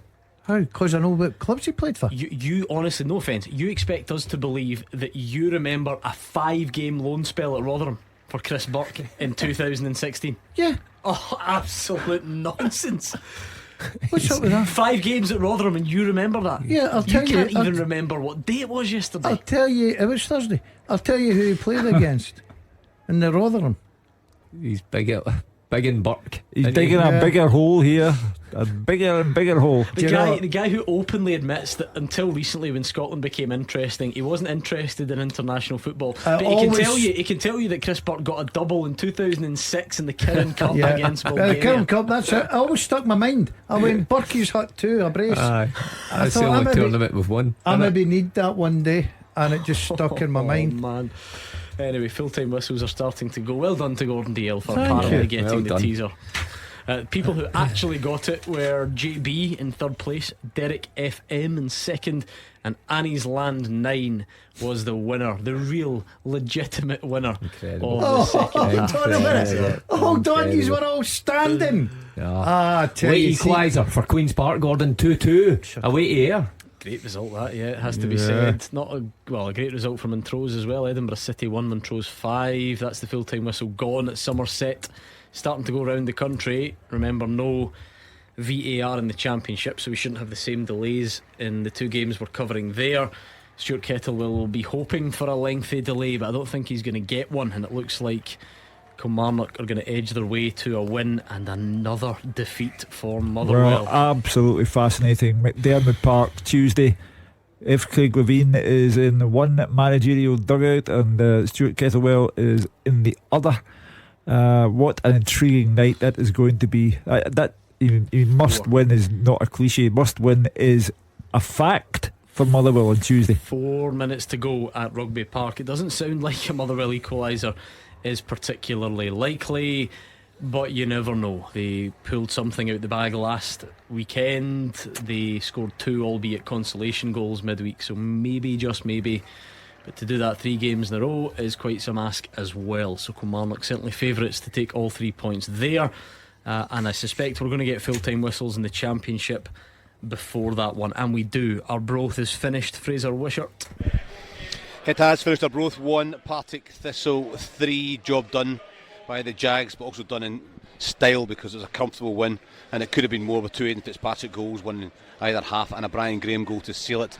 There's a consolation towards the end by Keenan Durwald Turan, but it didn't spoil the travelling fans' day. Thistle a better team in the first half. They were ahead with a lovely goal on 24 minutes. Kerr McInroy with a lovely reverse pass put in Fitzpatrick through 1-1 with the goalkeeper. Really cool finish. He waited for the goalkeeper to go down and just dinked it over Gaston into the back of the net. Skipper Brian Graham was the main threat in that half. Denied a goal when Ricky Little slid in to clear his shot off the line. Then the goal disallowed, and then Gaston tipped a fierce shot over the bar. Arbroath had created little, just a bird shot a foot wide on half time was their best effort. 50 minutes came a great chance for Partick Thistle to extend the lead. Ian Fitzpatrick fouled by Stewart in the box as he turned for the full-back. Definite penalty kick. Up steps Stephen Lawless, but his side foot penalty was saved by Gaston to his right. Decent save by the goalkeeper, but at a good height to save, and the big goalie pushed it away. That gave Arbroath a bit of life to dispel around the Thistle goal, a few dangerous crosses, but in 61 minutes Partick did go 2 up with a really good move. Lawless into McInroy with a sharp turn. He was in space himself. He could have shot from 20 yards. Instead he set up Fitzpatrick, whose control was good, and his finish even better into the left hand corner of the net. Game put to bed. 74 minutes. A bad pass back by Stewart meant that Gaston to scramble to dive to keep the ball out of the net, and Brian Graham was first to the ball, lifted the ball over the goalkeeper and into the net. Although Ricky Little did get a touch to the ball, it was Graham's goal. But as they do often, the Jags did give their fans a wee fright. They were so far on top, but then with 4 minutes to go, McKenna whipped in a really dangerous cross. It was turned into the back of the net by Durwald Turan with 4 minutes to go. Then Snedden had to be lively to push away a fierce Dow shot, but it was comfortable for the Jags throughout that 90 minutes. Chris Doolan absolutely delighted a difficult place to come, but a professional, controlled performance sees said head back down the road with all 3 points. Full time at Gayfield are both 1, Partick Thistle 3. Great win for the Jags. Mark Wilson's looking forward to a happy staff room on Monday, coming down there with all 3 points. Well done to Chris Doolan's side. No full-time whistle at Tannadice yet or Rugby Park, but that won't be far away. We must be in the third of 4 minutes added on. Motherwell fans, get ready to give us a call. It's not getting any better unless something drastic happens in the last few seconds. So the open line will be here, and we want to know what you are thinking this evening. Of course, Celtic fans, what do you take away? I'm sure you're delighted with the 3 goals and the 3 points up there in Dingwall, so tell us all about it. Rangers and Hearts fans, let's preview tomorrow's game as well. What team would you play? Rangers fans, this is a cup semi-final. No time for messing about here. What would your team look like? How important do you see the League Cup for Rangers, given everything that goes into the picture with no Celtic in it? It's a trophy, obviously. Early in Philippe Clement's era, how important is it for you? Sum it up for us and pick your team as well. We'll take your calls very soon. You could start getting them in right now. 0141 951 1025 if you so wish. Of course, we are here on Twitter, but if you actually want to discuss something, then pick up the phone and let us know. We are 20 minutes away from kick-off at Hampden as well. Hibs against Aberdeen in the first of these semi-finals. Really looking forward to that one. Hopefully we get a lively start. Give us some stuff to discuss before we go off here. Kelly have a corner, so it doesn't look like we're getting any Motherwell response. Game management is in full flow. Full time at Tannadice, Roger.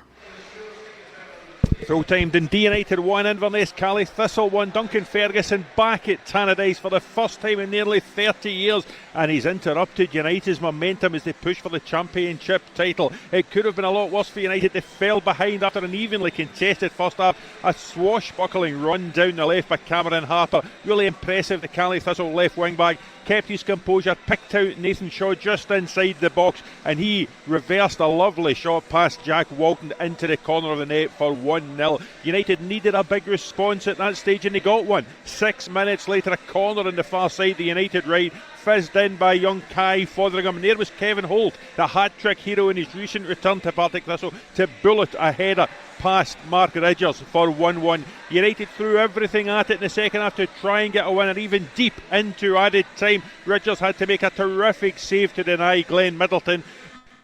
But the first goal Jim Goodwin's men have conceded in 5 games, the first time they haven't won in 5 games. They have interrupted the momentum, but Inverness Caley seeing a little bit of light now between them and Morton at the bottom. Well deserved point for Big Duncan. He's returned. Dundee United 1, Inverness Caley Thistle 1. And it's full time at Rugby Park. David Friel. Full time, Kilmarnock 1, Motherwell 0. Another big home win for Kelly. They move up to 4th place in the Premiership, but more misery for Motherwell. They've now lost 6 of the last 7 games and taken just 1 point from the last 21 available. Stuart Kettlewell, he made sure his players went over to clap the away fans, but he looks disconsolate as he walks off the pitch in front of me right now. His side are in a bad place right now, let's be honest. They face a trip to St Johnstone next under incoming boss Craig Levine, and they badly need a win. Motherwell started really well. Theo Bear should have scored inside 3 minutes, but he headed over the bar. Kilmarnock lost captain Kyle Vassell to injury in 60 minutes, but handled that loss well. Brad Lyons almost put them ahead in 38 minutes when he met Matty Kennedy's corner. Liam Kelly made a really good save. Conor Wilkinson and Mika Barretti had chances towards the end of the first half as Motherwell started to come on a bit strong, but Kelly came out flying for the second half. Lyons again should have put them ahead 60 seconds after the restart, but he headed straight at Kelly. Then Kelly did take the lead in 49 minutes. Liam Kelly spilled Marley Watkins' initial shot. He then made a great save to deny David Watson in the rebound, but Watson, who was outstanding throughout, kept the move alive. He picked out Innes Cameron, who fired high into the net. Kelly should have made it 2-0 when Marley Watkins raced into the box, sent a shot wide. Motherwell struggled to create anything. They had that front three, but they really struggled. Paul McGinn had their best chance. He took it upon himself, went a mazy run, showed really nice skill, but his finish was weak as he went clean through. Kelly tried to kill it off in his Cameron, a great stand-in for Kyle Vassell. He had a header straight at Kelly. Robbie Dees also tested the Motherwell goalkeeper, but one was enough. Kelly celebrating at full time for Motherwell. As I said, the misery continues. Full time, Kilmarnock 1, Motherwell 0. Really worrying times, Motherwell fans. What do you make of it? 01419511025. Give us a call right now. It's your chance to have your say on a Saturday. Love this part of a Saturday because we're looking back on all the big talking points. So Celtic fans, how pleasing was the win, the quality of the goal, who stood out for you, how does it set you up for Tuesday night? There were some big talking points throughout the game as well, so if you want to share your opinions, now is the time to do so. Rangers fans, who would you play tomorrow? What would your team look like? Pick your 11 and try and sum up for us how important League Cup success is to you. Motherwell fans, what is happening? Where is it going wrong? Can you turn this around? 0141 951 1025. Call us right now and we'll try and get you on next. This is the story of that day you cleared out the garage. Classics with the best MC in the galaxy. Or the story of that workout when you lifted a weight off and harnessed the power of your emotions. Or the story of that long-haul flight sat on the plains of the Namibian desert, soothed by the returning rains. From the Corrupt FM podcast to Darren Brown's Boot Camp for Emotion and Sleep Sound with Maya Jama. For the story you need right now, listen on Audible. Subscription required. See audible.co.uk for terms. This is the story of that quiet night in with Daisy May Cooper literally judging books by their covers. Or the story of that lazy morning lying to the FBI about who you really work for. Or the story of that walk home after some beers followed by spirits hell-bent on their dreadful revenge. From Educating Daisy to Mother, Neighbour, Russian Spy and Ghost Stories, Stephen Fry's definitive collection. For the story you need right now, listen on Audible. Subscription required. See audible.co.uk for terms. The Clyde One Super Scoreboard Podcast with lookers.co.uk. Choose from 30 manufacturers and over 6,000 vehicles online. After the action, it's your reaction. 0141 951 1025. Clyde One Super Scoreboard's open line. Hugh Keevins, Mark Wilson and Gordon Dalziel are in the studio and they're about to be joined on the phones by you if you're up for it. 0141 951 1025. Celtic fans, how pleasing was the win today? How pleasing was the quality of goal? Some of the individual performances? How does it set you up for Tuesday? I'm sure those are all the things that you'll want to discuss after that game in Dingwall, so get your thoughts into us right now please. Rangers fans, who would you pick tomorrow? What is your team for the semi-final? And try and explain to us how important the League Cup is to you this season. Same number. We're about to get kick-off in 10 minutes or so between Hibs and Aberdeen in the first game, first semi-final, so we'll build up to that, keep you up to speed on everything that's happening as well. If there's anything else, put us right. Tell us what we've missed. Give us a call. In the Premiership today, it did finish Ross County 0, Celtic 3. Kilmarnock 1, Motherwell 0. There's another one. Motherwell fans, what is happening? How worried are you? Call us right now. In the Championship, Arbroath 1, Thistle 3, Ayr United 2, Queen's Park 2, Dundee United 1, Inverness 1, and Raith 1, Airdrie 1. In League 1, it's Annan 2, Kelty 2, Cove Rangers 1, Hamilton Accies 0, Edinburgh City 1, Montrose 5, and Queen of the South 1, Falkirk 1, Stirling Albion 0, Alloa 2. In League 2, Clyde 1, Spartans 2, Dumbarton 4, Bonnyrigg Rose 0, Forfar 1, Stenhousemuir 3, Peterhead 2, East Fife 0, Stranraer 3, Elgin 1. And a quick look at the English Premier League. Fulham 0, Man United 1, Brentford 3, West Ham 2, Burnley 0, Palace 2, Everton 1, Brighton 1, Man City 6, Bournemouth 1, Sheffield United 2, Wolves 1. Give us a call, Hugh Keevins. Yeah, so many talking points, you know, with regard to Motherwell. They have to arrest the decline. 1 point from a possible 21 away to St Johnstone, who will have a new manager in place by Tuesday night. If the decline cannot be arrested on Tuesday night, then it is decision time, I think, for the club.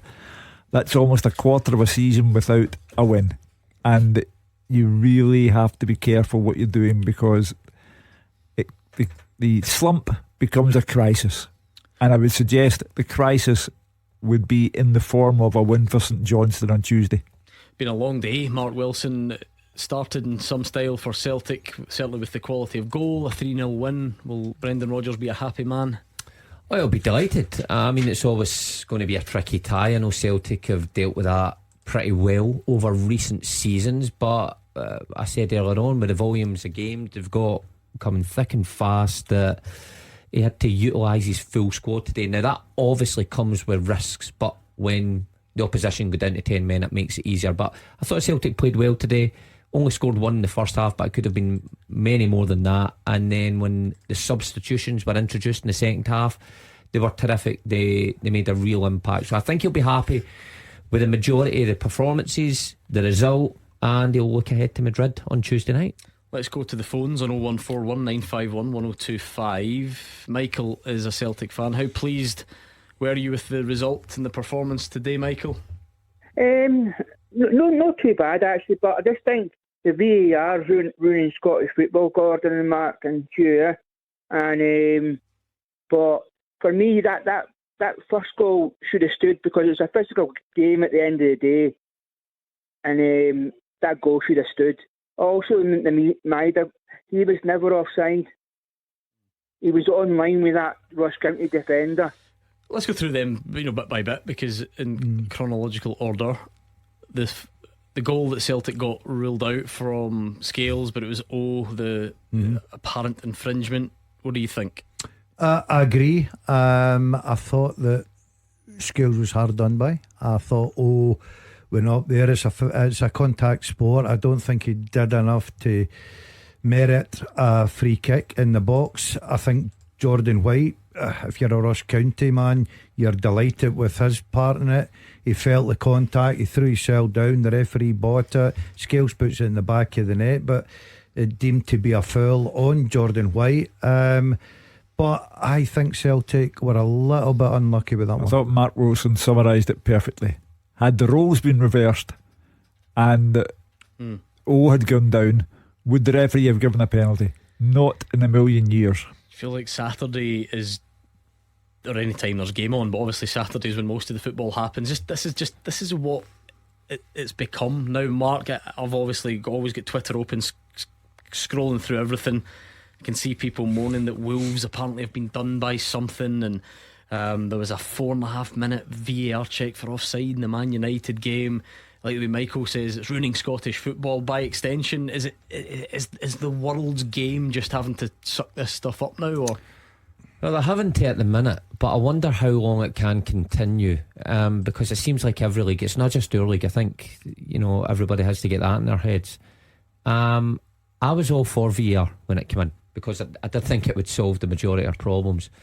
And when you take the percentage of decisions that they get right, I think overall, of course that percentage is really high, but it's some of the decisions that are questionable that we're all analysing, and there's no clear answer for. Having said that though, it's easy to always branch into this. You've all said that was a mistake today. You think the goal should have stood, and I'm comfortable with that. I'm not trying to disagree, but we're not in VAR absolute howler, can't believe this scandal level of decision. What brings me down about VAR is that every programme we have now is about forensic evidence. We're sucking the pleasure out of the game. The Dalziel made we also have a choice though, and look, Michael can phone up about what he wants. It's fine, I've always said that about this show, but Celtic did win 3-0 and some stunning goals there. Michael's jumping off point is a goal that get disallowed again. That's fine, that's his prerogative. But as annoying as it is, I think we've all still got a choice about what we want to discuss. Oh, absolutely. I cannot take away from the performance of Louis Palmer, who in the quarter of a game was the man of the game. I cannot take away from Ross Laidlaw, the Ross County goalkeeper, who was fantastic and kept the score down. It could have been 8, 9 or even 10 for Celtic.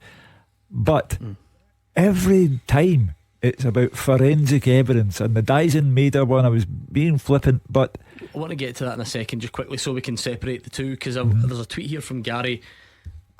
This is amongst all the frustrating things about VAR. Maybe this is the bit that is like chief frustration, is this notion of kind of clear and obvious. Because to be fair to Gary, something I mentioned earlier, he says surely the scenario today is different from a VAR perspective. It's only reviewed to check if it's a clear and obvious error from the referee, which Gary says it wasn't. Because remember, once it gets to VAR review stage, I'm not asking you, do you think that's a foul? We're asking you, was that a clear and obvious error? Because the ref gives the decision. Remember, he doesn't give the goal. They're not looking to rule the goal out. They're looking to see if they overturn the decision that the ref makes. So when you put that slant on it, Do you feel differently about it? Yeah, probably. Yeah, I would say so, because it wasn't so glaring that it was an absolute howler. I can totally understand that argument. So, look, then do you point the finger back at the referee? He should let the phase play out because he knows he's got VAR there. Told not to. I mean, you've got, because then that opens a can of worms. Because the whole point of VAR is do not let it re-referee the game if you can. Yeah, I think they've got the opportunity just to let, when it's in such an advanced attacking phase, that they just let that go. But I can totally see what you're saying there, Gordon. It isn't a clear and obvious glaring error. See, when you say Maida wasn't offside, Michael, what do you mean? Like, what do you base that on? Basically, when you see the line, the red line, Gordon, and that, right, and guys, you can see he's right next to that Ross County defender, pal. So he's not. If he was offside, pal, right, Gordon, he'd be over that line. No, but it's the technology that's kind of the point, isn't it? Because you're right, Michael. They're so close. So my naked eye can't tell, and with all due respect, your naked eye can't tell, and the linesman's naked eye can't always tell. So that's what the technology does, isn't it? It tells you if that's offside in that instance. Because otherwise we just wouldn't do it. We wouldn't spend the money. We would just say, here's a still picture. Go and pause the skybox for us, and we would all say that looks offside or not. You know, as I said, it's body part decisions. You know, and by the letter of VAR's law, he's offside. But you look at it, and I mean, we're sucking the excitement and enjoyment out of football. Oh, I certainly couldn't necessarily argue with that. Mark, I know there was a bit of debate, because bearing in mind a few things have to happen here. It'll get reviewed, then there's an image that will be kind of given to a broadcaster. That's the one that we'll see. So I think there was a genuine question mark to be asked, because when you saw the image at half time, it looked like on the frame that had been used, the ball had maybe already left Matt O'Reilly's foot. So you're thinking, well, that doesn't look like a fair way to judge it. But I think by the time full time comes around, they've shown the correct image is now out there. You can see the ball on Matt O'Reilly's foot. And again, Bernardo. Oh, sorry, I don't know why I keep calling him Matt O'Reilly. He didn't even play at all today. Paulo Bernardo's foot. But it would help if we do get the right images at the right time. I think that would help the situation along better. But this thing about camera angles, people need to get that at their head. That it doesn't matter about camera angles. The lines are calibrated. So take the camera angle that we see out there. I don't even I just think you don't have to like it. You don't. But just an acknowledgement, because I think the information's out there. So I don't know if people still don't know, or if it is a kind of deliberate thing. That's the bit that we pay for. Otherwise we wouldn't. Otherwise we would just watch replays. Get a camera, you would just watch replays. Yeah, totally. So I totally get it when you look at that and you go, the camera angle's a bit rubbish. But see, with the next question that follows, how can you tell it's offside from that angle? You can't, but Hawkeye can. That is the point. It's the bit that we pay for. But you're all in agreement that it was hard done by, and Celtic should have had an extra goal or a first goal, and it played its part because Ross County went down to 10 men. That was an overturn of the on-field decision. But I do take your point that the goals from David Turnbull and Louis Palma were fantastic, and this is another drawback of VAR. We have to get VAR and the forensic evidence out of the way before we go to beautiful goals. Don't have to. That's the thing. You don't have to. People choose to. Yeah. But, especially on a day when, that depending on your personality, the thing you would take away would be the standard of the goal, not the other stuff. But again, people can call up about what they like. So let's see what Robbie has for us. Robbie, what did you take away from today? Good evening, panel. I was happy with the result. Brendan Rodgers put in, the changes, Wilson coming in. It was Bernardo and Turnbull in the midfield, and up front was also. I mean, he's looking to.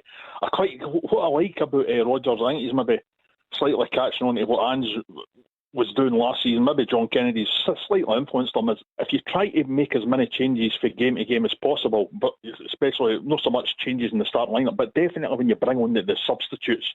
I was really surprised that Atletico Madrid, he more or less started the same team against Atletico Madrid that he did against Hibs, and he brought on two subs against Atletico Madrid. I understand that Hatate got taken off after 7 minutes, but it was still basically the same team, and he only made 2 subs. And he commented after the Atletico Madrid game that Celtic were huffing and puffing and with the high tempo game, and he only made 2 subs. And to start the same team against Hibs, I think he made the wrong decision. Basically, what he done against St Mirren, he should have done against Hibs. If you see what I mean, he invested Carter Vickers. There was a couple other changes.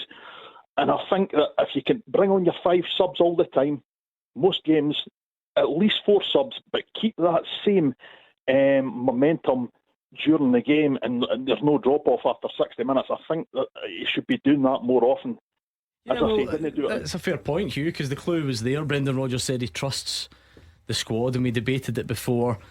Of course, Celtic's task was altered by Ross County's sending off, but still, we said after the game, that's how you know really if the changes have been vindicated, and today was that case. He's got a juggling trick to perform, because he's got to go from Atletico at Celtic Park, first half utterly breathtaking from Celtic, not the same team in the second half, certainly not the same team, and I don't mean personnel, I mean in style, against Hibs, a long night against St Mirren before they get the points finally wrapped up.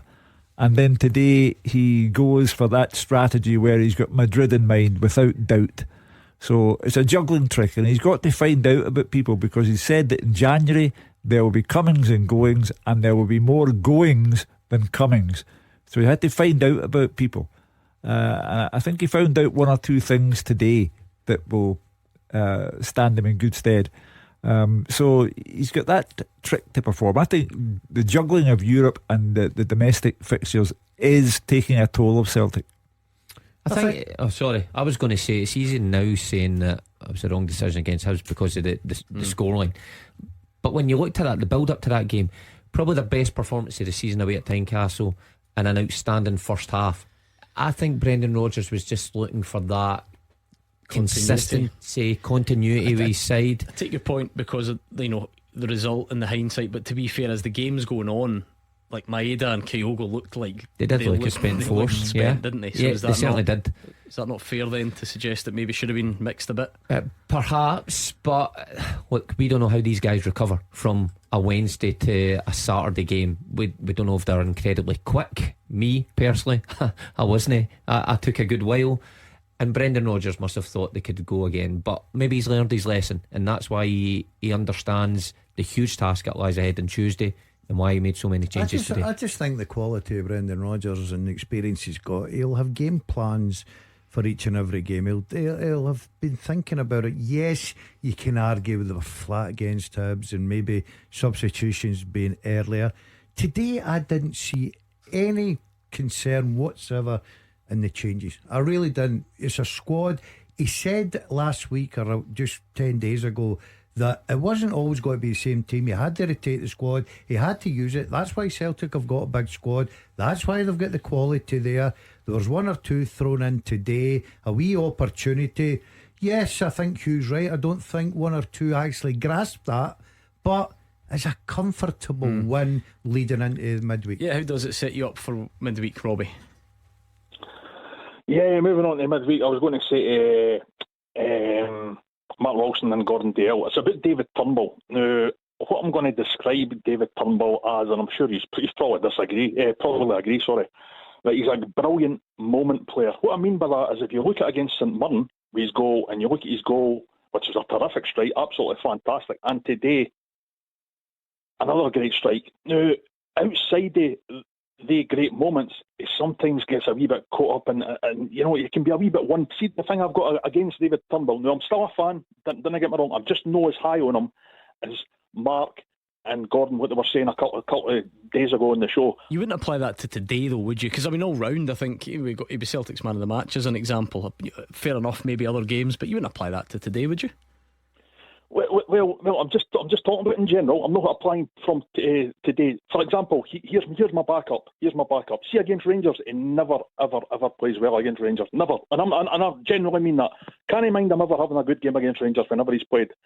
Now, as I say, he's a great moment player, and he has some good games in that. And see, against Atletico Madrid on whatever it is, Tuesday or Wednesday, I just worry about him getting caught in the transition. He's not the quickest, near's O'Reilly, but I just can't. I just don't like, playing the two of them. And O'Reilly's defensive works a lot better.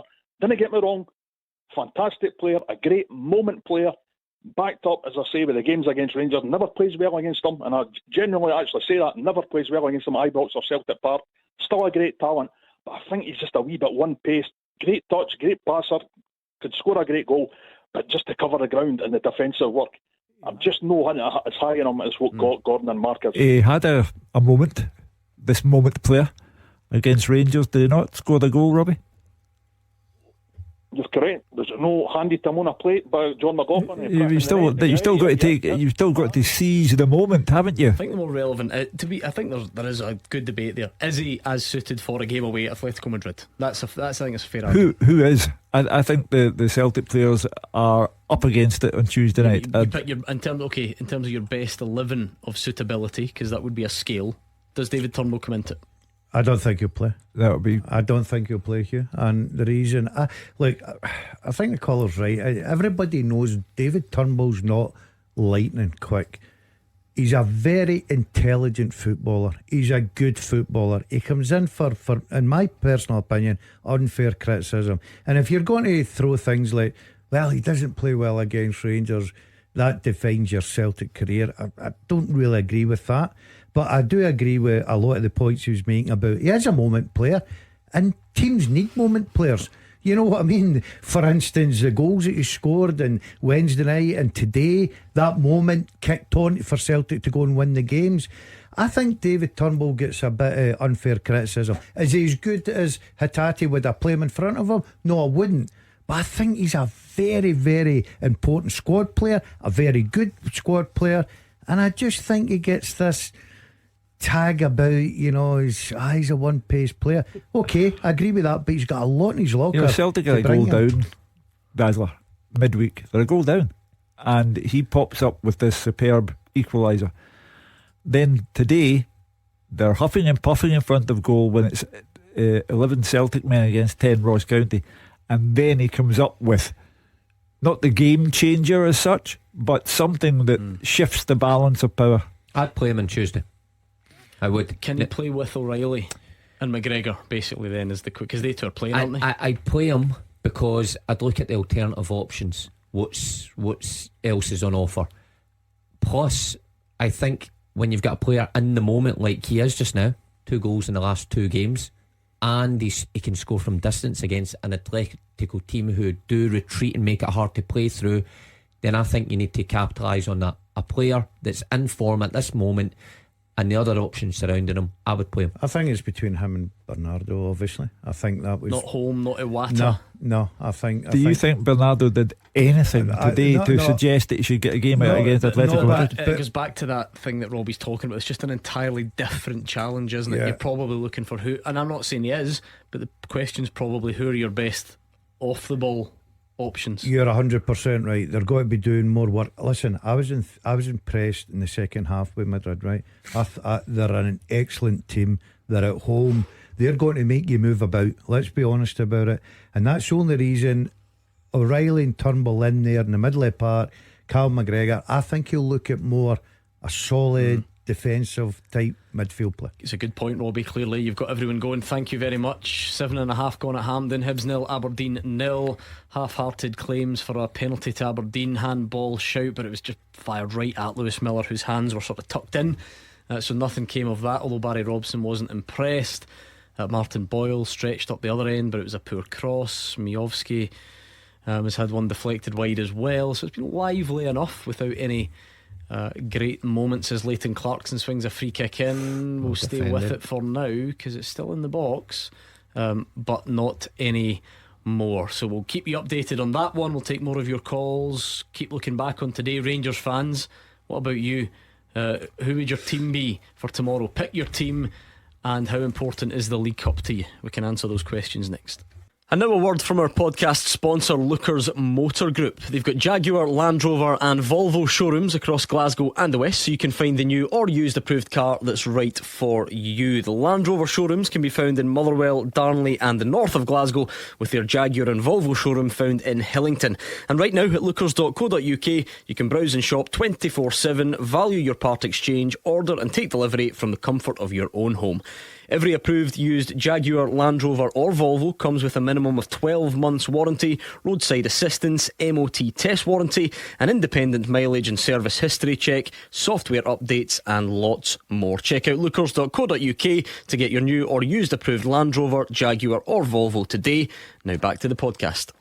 This is the story of that quiet night in with Daisy May Cooper literally judging books by their covers. Or the story of that lazy morning lying to the FBI about who you really work for. Or the story of that walk home after some beers followed by spirits hell-bent on their dreadful revenge. From Educating Daisy to Mother, Neighbour, Russian Spy and Ghost Stories, Stephen Fry's definitive collection. For the story you need right now, listen on Audible. Subscription required. See audible.co.uk for terms. The games are over. The talking begins. 0141 951 1025. Clyde One Super Scoreboards Open Line. Half time. No, it's not. It's the first of the League Cup semi-finals. It's been a long day. It's only 11 minutes gone, in fact. I meant to say we're halfway into the picture of the League Cup semis. We get the second one tomorrow. Hibs and Aberdeen. It's still goalless after 11 and a bit minutes there. Ellie Ewan showing a bit of a lack of composure, perhaps, to put Hibs in front. That was a reckless finish when he had a reasonable chance of scoring. Wild over the bar. Decent enough. It's been sort of end to end to an extent. Mark, there was the bit where we left it, just before the break there was a bit of a pressure for Aberdeen. I think it was a set piece. Hibs broke lightning quick, and it was Connor Barron, who I think you clearly trained well in his loan spell at Brecon. All about recovery runs, tracking all the way back and clearing the danger. Got to be, but that's Hibs' strength. Counter attack with the pace of Ewan out in the right hand side. He plays a terrific ball because Boyle's off the back line and Barron's tracking him all the way and manages to get back for a last ditch tackle. So I think it's pretty exciting open stuff here. Hampden, good crowd inside the stadium. Good support for Hibs, I did 17,000 of them, as Daz likes to say, but good travelling support for Aberdeen. So I think we're set up for a cracker here. What have you made of it so far? I'm enjoying it. I think there's a good tempo to the game. Both teams really trying to go on the front foot. So I think we'll definitely get goals, Gordon. I think we'll get some excitement, but I do still think it'll go all the way. Rangers fans, what are you thinking ahead of tomorrow? Pick your team. I always love these challenges because Gordon Dalziel thinks he's good at that. He thinks he's good at getting those ones right. So let's predict who's going to play for Rangers tomorrow, and you try and sum up to us how important the League Cup is to you this season, because it's alright for us on the outside to make these sweeping statements, but what do you think? How important? Just try and sum it up for us, whether it's because the manager's new and it gives you something to build on and gets his career up and running. Is it just simply because it's a trophy? Does none of the rest of the stuff matter? Celtic are out, of course. Does that add an extra pressure or certainly an extra expectation to go and win it? 0141951 1025. Well, for me, Rangers have won 2 trophies in the last 12 years. Rangers, 2 trophies, 12 years. St Johnstone have done that. So, of course, it's important. Clermont, it would cement his position in the eyes of the Rangers supporters as the first proper manager they've had for a while. But that one statistic tells you all you need to know. Rangers have won the same before the last guy got to a European final. Yeah. Is he not a proper manager? He was found wanting in the end and lost his job. But that stat on its own, St Johnstone have won the same number of trophies as Rangers over the last 12 years. That's why it's important for Rangers. Yeah, I mean, I guess that speaks for itself, Gordon. I just feel like I'm not saying Rangers fans would accept getting beaten in the final from Celtic, because they don't. We've seen it before. But if you get all the way to the final and you rampage through it, look, the emotion, the bragging rights, none of it's easy to take. But if you come up against the best team in the country and they edge you out, I don't know if that has to always be critically damaging for a manager. But if you don't win a competition that's got an underperforming Hearts, Hibs and Aberdeen left in it, that must be a different level of criticism. Yeah, it's a sort of a little increased pressure on Rangers, because I think everybody outside of those supporters that support those clubs will fancy Rangers to go and win this first trophy. New manager bounce, everything going well, got a good result, 5-0 up at Dundee. Everybody impressed with the attitude of the players under a new manager. And certainly the team will be the big talking point tomorrow, who's going to play. I've got my team written down just to see if MD out there will come in and verify that. Go on then. No, because what you'll say is, Clement's phoned you, give you the team. So he wouldn't speak to you in a million years, so I won't say that, don't worry. Well, do you want, I'll go just quickly here. I think he'll make one change.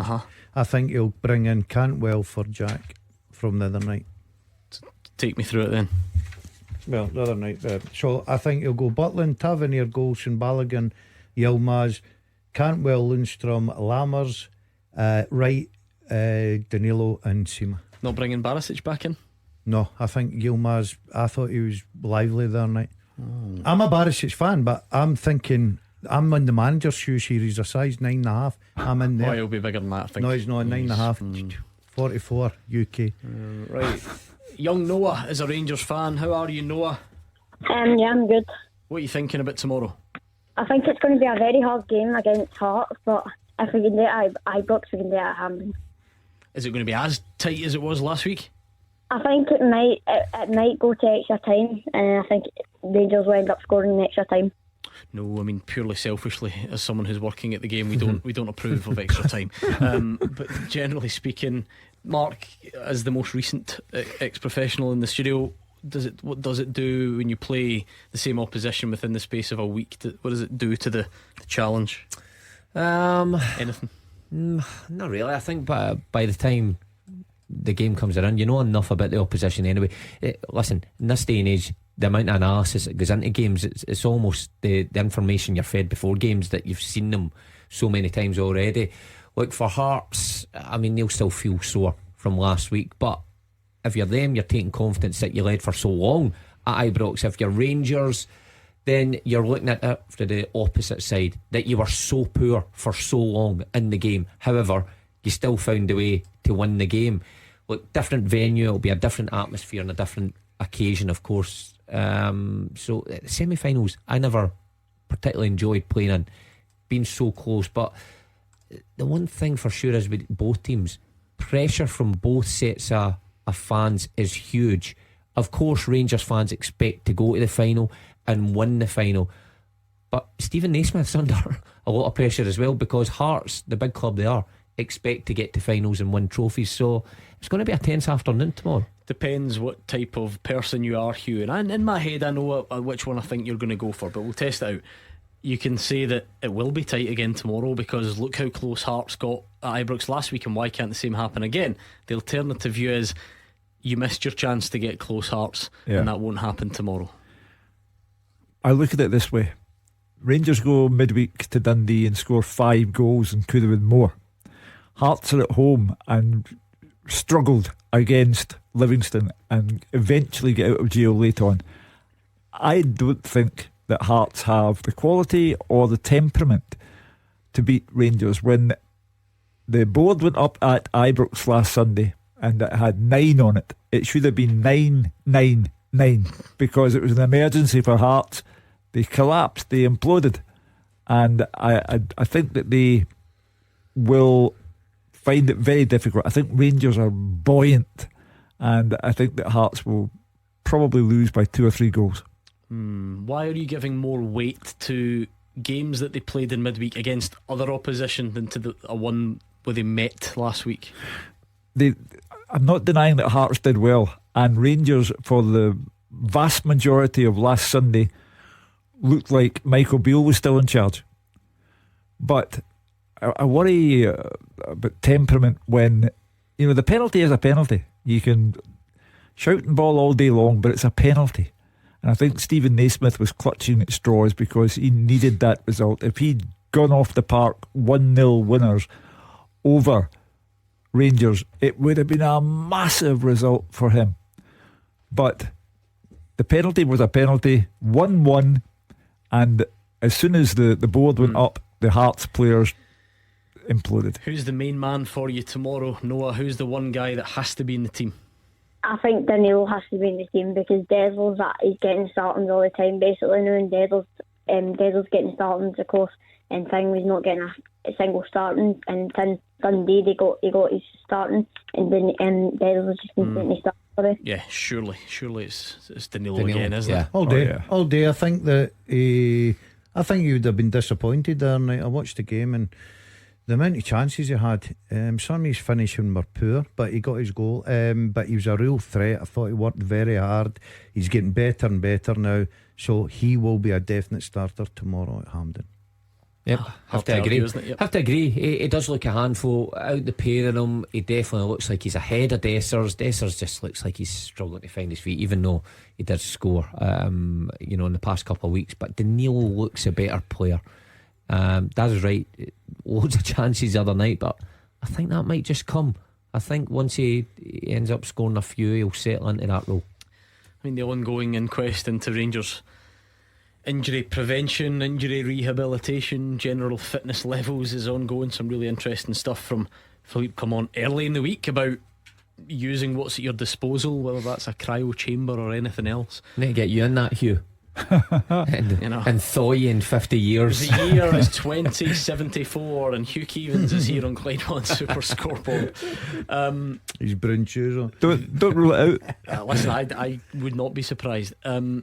Then James Tavernier yesterday, Mark, did you hear that comment saying that he was trying to be evade it at first, what's changed under the new manager? Just different things, and yeah, but what specifically? He's just got his ways, his training, and he said that the distances that they're being asked to cover in training has gone up. So that side of it is a clear focus. There's still not, you can't just clear up injuries overnight, it's not going to happen. So Nicholas Raskin, would he be the main kind of concerning absentee tomorrow? Well, he'd certainly be a starter. If he was fit and ready to go, he'd be a starter. But if he's carrying anything or if he's injured, of course he's a miss. It's quite interesting that the distances, because a lot goes into that. I know there's so many stats available and information available for sports scientists to cover. There's no hiding place, so that's people just think that's off the ball running. I'll be on the ball running as well, to make options for your teammates and for midfielders to make the box. And look, if it's changed, then you can certainly see it by the amount of goals Rangers have scored in the last 4 games. So they scored 5, then they scored a 4 against Hibs, a couple against Hearts. So it's having a positive effect at the top end of the pitch. I think the only two that are a bit up in the air, Gordon, is he said Tom Lawrence is available, but it remains to be seen if he'll put him in the squad coming back. And Ben Davies, who dropped out the other night, is probably going to be okay, but not guaranteed. I don't think he'll take any risks at all in the semi-final. I thought the partnership of Golson and Balogun the other night there, Sutter's out, sorry, as well. Yeah, it looked good. The one thing I liked about Balogun, I thought he was so positive driving forward, and I think he's been encouraged to do that. He's got good pace, so I see that as the partnership at the back. Question mark, will they bring back Barisic or you? I was quite impressed with Yield once, I've got to say. Thought he looked lively. Lundstrom, man of match for me. I thought he was excellent. The big one is, will he bring in Cantwell for his flair, or will he keep Ryan Jack in there? Now remember, Ryan Jack opened the scoring up at Dens. I like Ryan Jack, I think he brings a lot, but I think with Lundstrom sitting in the middle of the park, he may just be swayed and go with Cantwell. Go on then, Noah, leave us with a score prediction. I think it's going to be 3-2. 3-2, well, Great take the game. 5 goals. I'd really strongly disagree with you in the extra time, Noah. Don't do that to us, but 3-2, we'll see what happens. Thank you very much to Noah on the line. 25 on the clock at Hampden. Hibs 0, Aberdeen 0 as a long ball evades Bojan Miovski. Who's in the ascendancy? Well, Aberdeen, I would say, but Shinnie's just a good old fashioned sclaff when he might have done better in front of goal. Aberdeen have had chances, but Ewan at the other end had a reckless miss. So I think Dave Galloway's there for extra time. Any Motherwell fans out there want to have a good grumble at what's been happening? We're going to hear from Stuart Kettlewell next. More to come on today's games and tomorrow's games as well. your say. 0141 951 1025. Clyde One Super Scoreboards open line. Hibs 0, Aberdeen 0, 28 minutes gone. Still a long way to go. But if I was to force your hand right now, is Dave Galloway in for the long haul at Hampden or not? Both teams look as if they can play all day and not score. Sorry, Dave. However, he said that about 5 seconds before David Turnbull found the bottom corner earlier. So maybe it is the injection of optimism that this game really needs. They always talk about, to get my cliche book out, Mark, semi-finals being tense and cagey, and you don't want to lose it, certainly early on. It's been open enough, hasn't it? I think so, yeah. Semi-finals, my experience, usually mistakes, people nervous on the ball, no real possession. But I think Aberdeen and Hibs have knocked it about reasonably well. Two of them have had a couple of chances in the opposition box. I think both of them could have done better, actually. I think Hugh's right, Shinnie miskicks one, and I think Tavares at the other end as well, pretty similar where the Aberdeen defender blocks. So nice and open. I think we'll get a winner in this before extra time. I think it'll be Aberdeen. I still think they look the most composed in possession and more dangerous going forward. Let's hear from Stuart Kettlewell. Another defeat for Motherwell today. It is a really, really long winless run after, of course, an excellent start to the season. Everyone was full of optimism, those associated with Claret and Amber. Then came some defeats, but still with good performances. But it's all gone now. 1, 2, 3, 4, 5, 6, 7 without a win. 6 defeats in that time. And it was topped off by a 1-0 defeat at Rugby Park today. This is what Stuart Kettlewell made of it. I understand it. I get the nature of the job. I get people's frustration. I get people's anger. I can assure you when I go home again tonight and I don't speak to the family and I keep my head down, I can assure you I've said more to you than what I will do when I sit in my house tonight. But we're back in tomorrow morning with the players, and as I say, I'm never going to shirk that responsibility. It's what I want to do. It's what I want to be. I'm quite happy to be the guy that gets shot at when it's no great. And equal to that, there's been plenty of praise for us as a football club over the last 8-9 months, whatever it's been, and very simply, you have to take the rough with the smooth. I think I was brought up with an old man telling me that if you're not going to be prepared to accept the criticism, then you'll never get the praise, and I think it's absolutely true. So whatever comes my way, whatever comes in terms of criticism of the run that we're on, I'm big enough and ugly enough to be able to take that. It's a savage business. A journalist can go home tonight and talk all night to his family because his job isn't on the line when he writes about Stuart Kettlewell. But football is ever increasingly a savage business. 3 of the 12 managers in the Premiership have lost their jobs this season already. Michael Beale, Lee Johnson, Stephen McLean. Tuesday night is crucial. If Motherwell lose again, it's 1 point out of a possible 24. It's almost a quarter of your season having won 1 point. Now, that's when hard decisions have to be taken. If you have firm belief in Stuart Kettlewell's ability to turn this around, fine. If you have any doubts whatsoever, it's time for a board meeting. Your favourite bone of contention just now, Gordon, though, is the lack of consistency from everyone. Now, Motherwell are consistently bad at the moment, but does it depend which way you look at this? If you want to talk about that winless run, that's horrendous, and there is no other way of describing that. But if you consult a league table which sees Motherwell 3 points off 5th, it's probably a bit early to panic on that regard, isn't it? Yeah, and that's what frustrates me. You said it, 6 defeats and a draw in the last 7, and they're 3 points off 5th. Now it can easily turn, and I think with the standard of our league just now, the inconsistency of a lot of teams, take maybe Celtic and Rangers out of the equation, they're up and down. You can throw a couple of wins together. It could beat St Johnstone, beat Hearts, and all of a sudden everything rose in the garden again. But if you keep losing games, you're eventually going to lose your job. Because simple as that. Talk about the managers that have paid the price this season, Mark. St Johnstone were in absolute danger of completely being cut adrift at the bottom, so had to do something. Rangers and Hibs, firstly, have a completely different set of expectations to Motherwell, and the negativity or the bad will to Lee Johnson and Michael Beale extended into last season. Yeah. We're talking about negativity or bad will from Stuart Kettlewell beginning in October or whatever, start of end of September, and having to transform everything, and the club being on a high after that, and this is his first sticky spell. So what you got to remember, I know he's lost 6 this season and a dreadful run at the minute, but on 3 wins this season in the league, still more wins than St Johnstone, Livingston, Ross County, Dundee and Hibs, who sit above them. So he's done his work early in the season to sustain that place in 8th. So nobody's leapfrogged them. I get fans, they see a run like this and automatically they push the panic button. But I think a club like Motherwell will give Stuart Kettlewell plenty of time. I don't see him being under any pressure. Stephen sent a message saying no words on why up until the Celtic game we were playing well by keeping the ball on the deck. Now we're lumping balls up the pitch. If we don't win on Tuesday, questions need asked. One thing that isn't up for debate is Tuesday's huge because of the level of opposition as well. I don't agree with Mark there saying he's not under pressure. This is a results driven business supposed to be. If he goes and gets beat, I don't want to see any manager getting this. I've said a couple of weeks ago, I'm concerned about this league and the way that managers Motherwell, bearing in mind who you're talking about, you cannot sack a Motherwell manager while he's sitting 8th. That would be so stupid, surely. Yeah, I'll bet you can.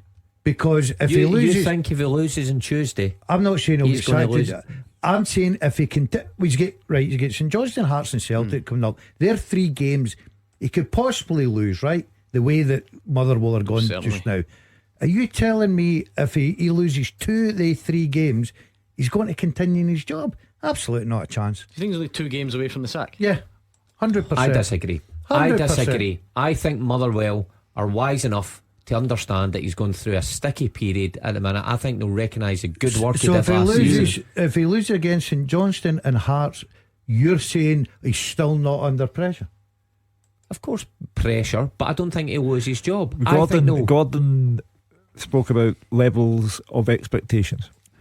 Rangers get rid of Michael Beale because their ambition is to overcome Celtic and to win the league title, and they clearly believed that Michael Beale would be unable to provide them with that ambition.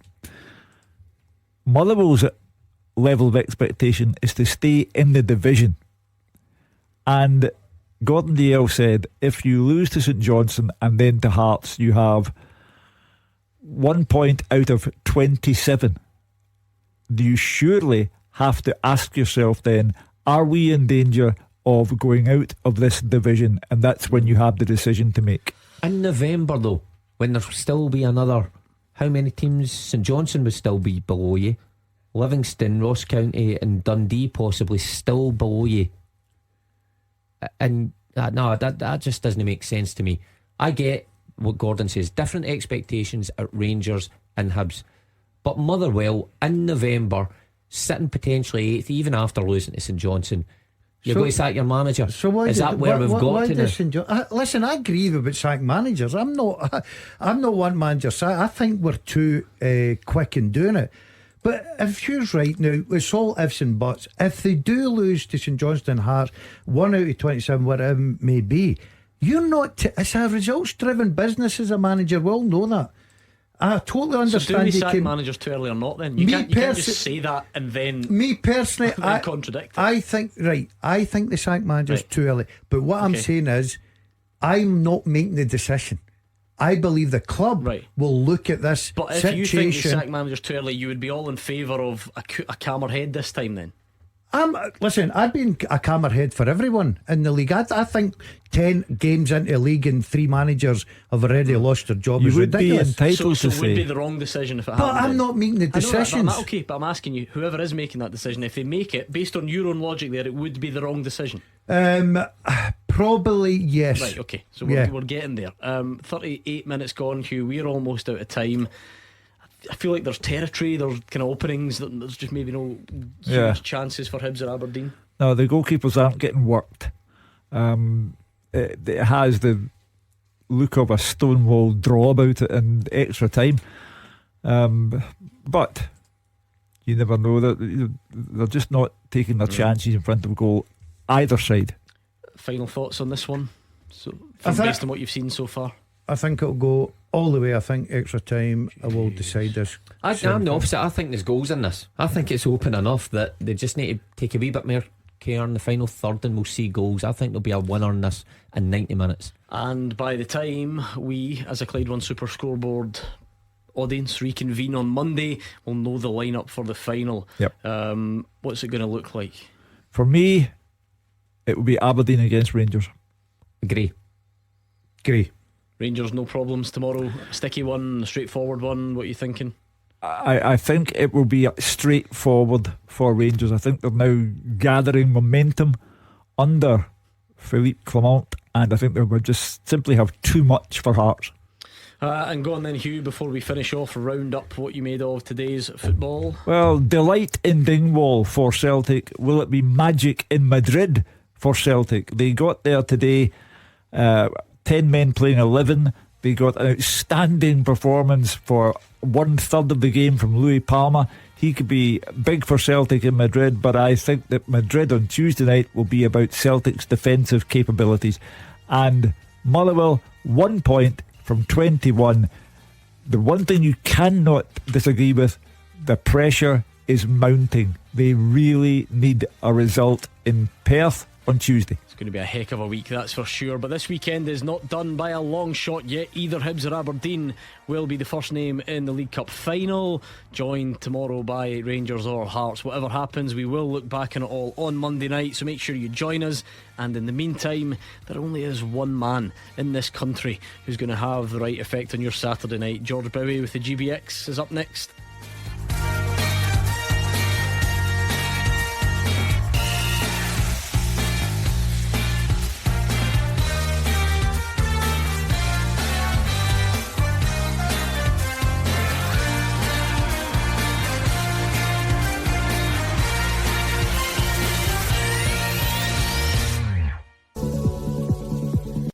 This is the story of that quiet night in with Daisy May Cooper literally judging books by their covers.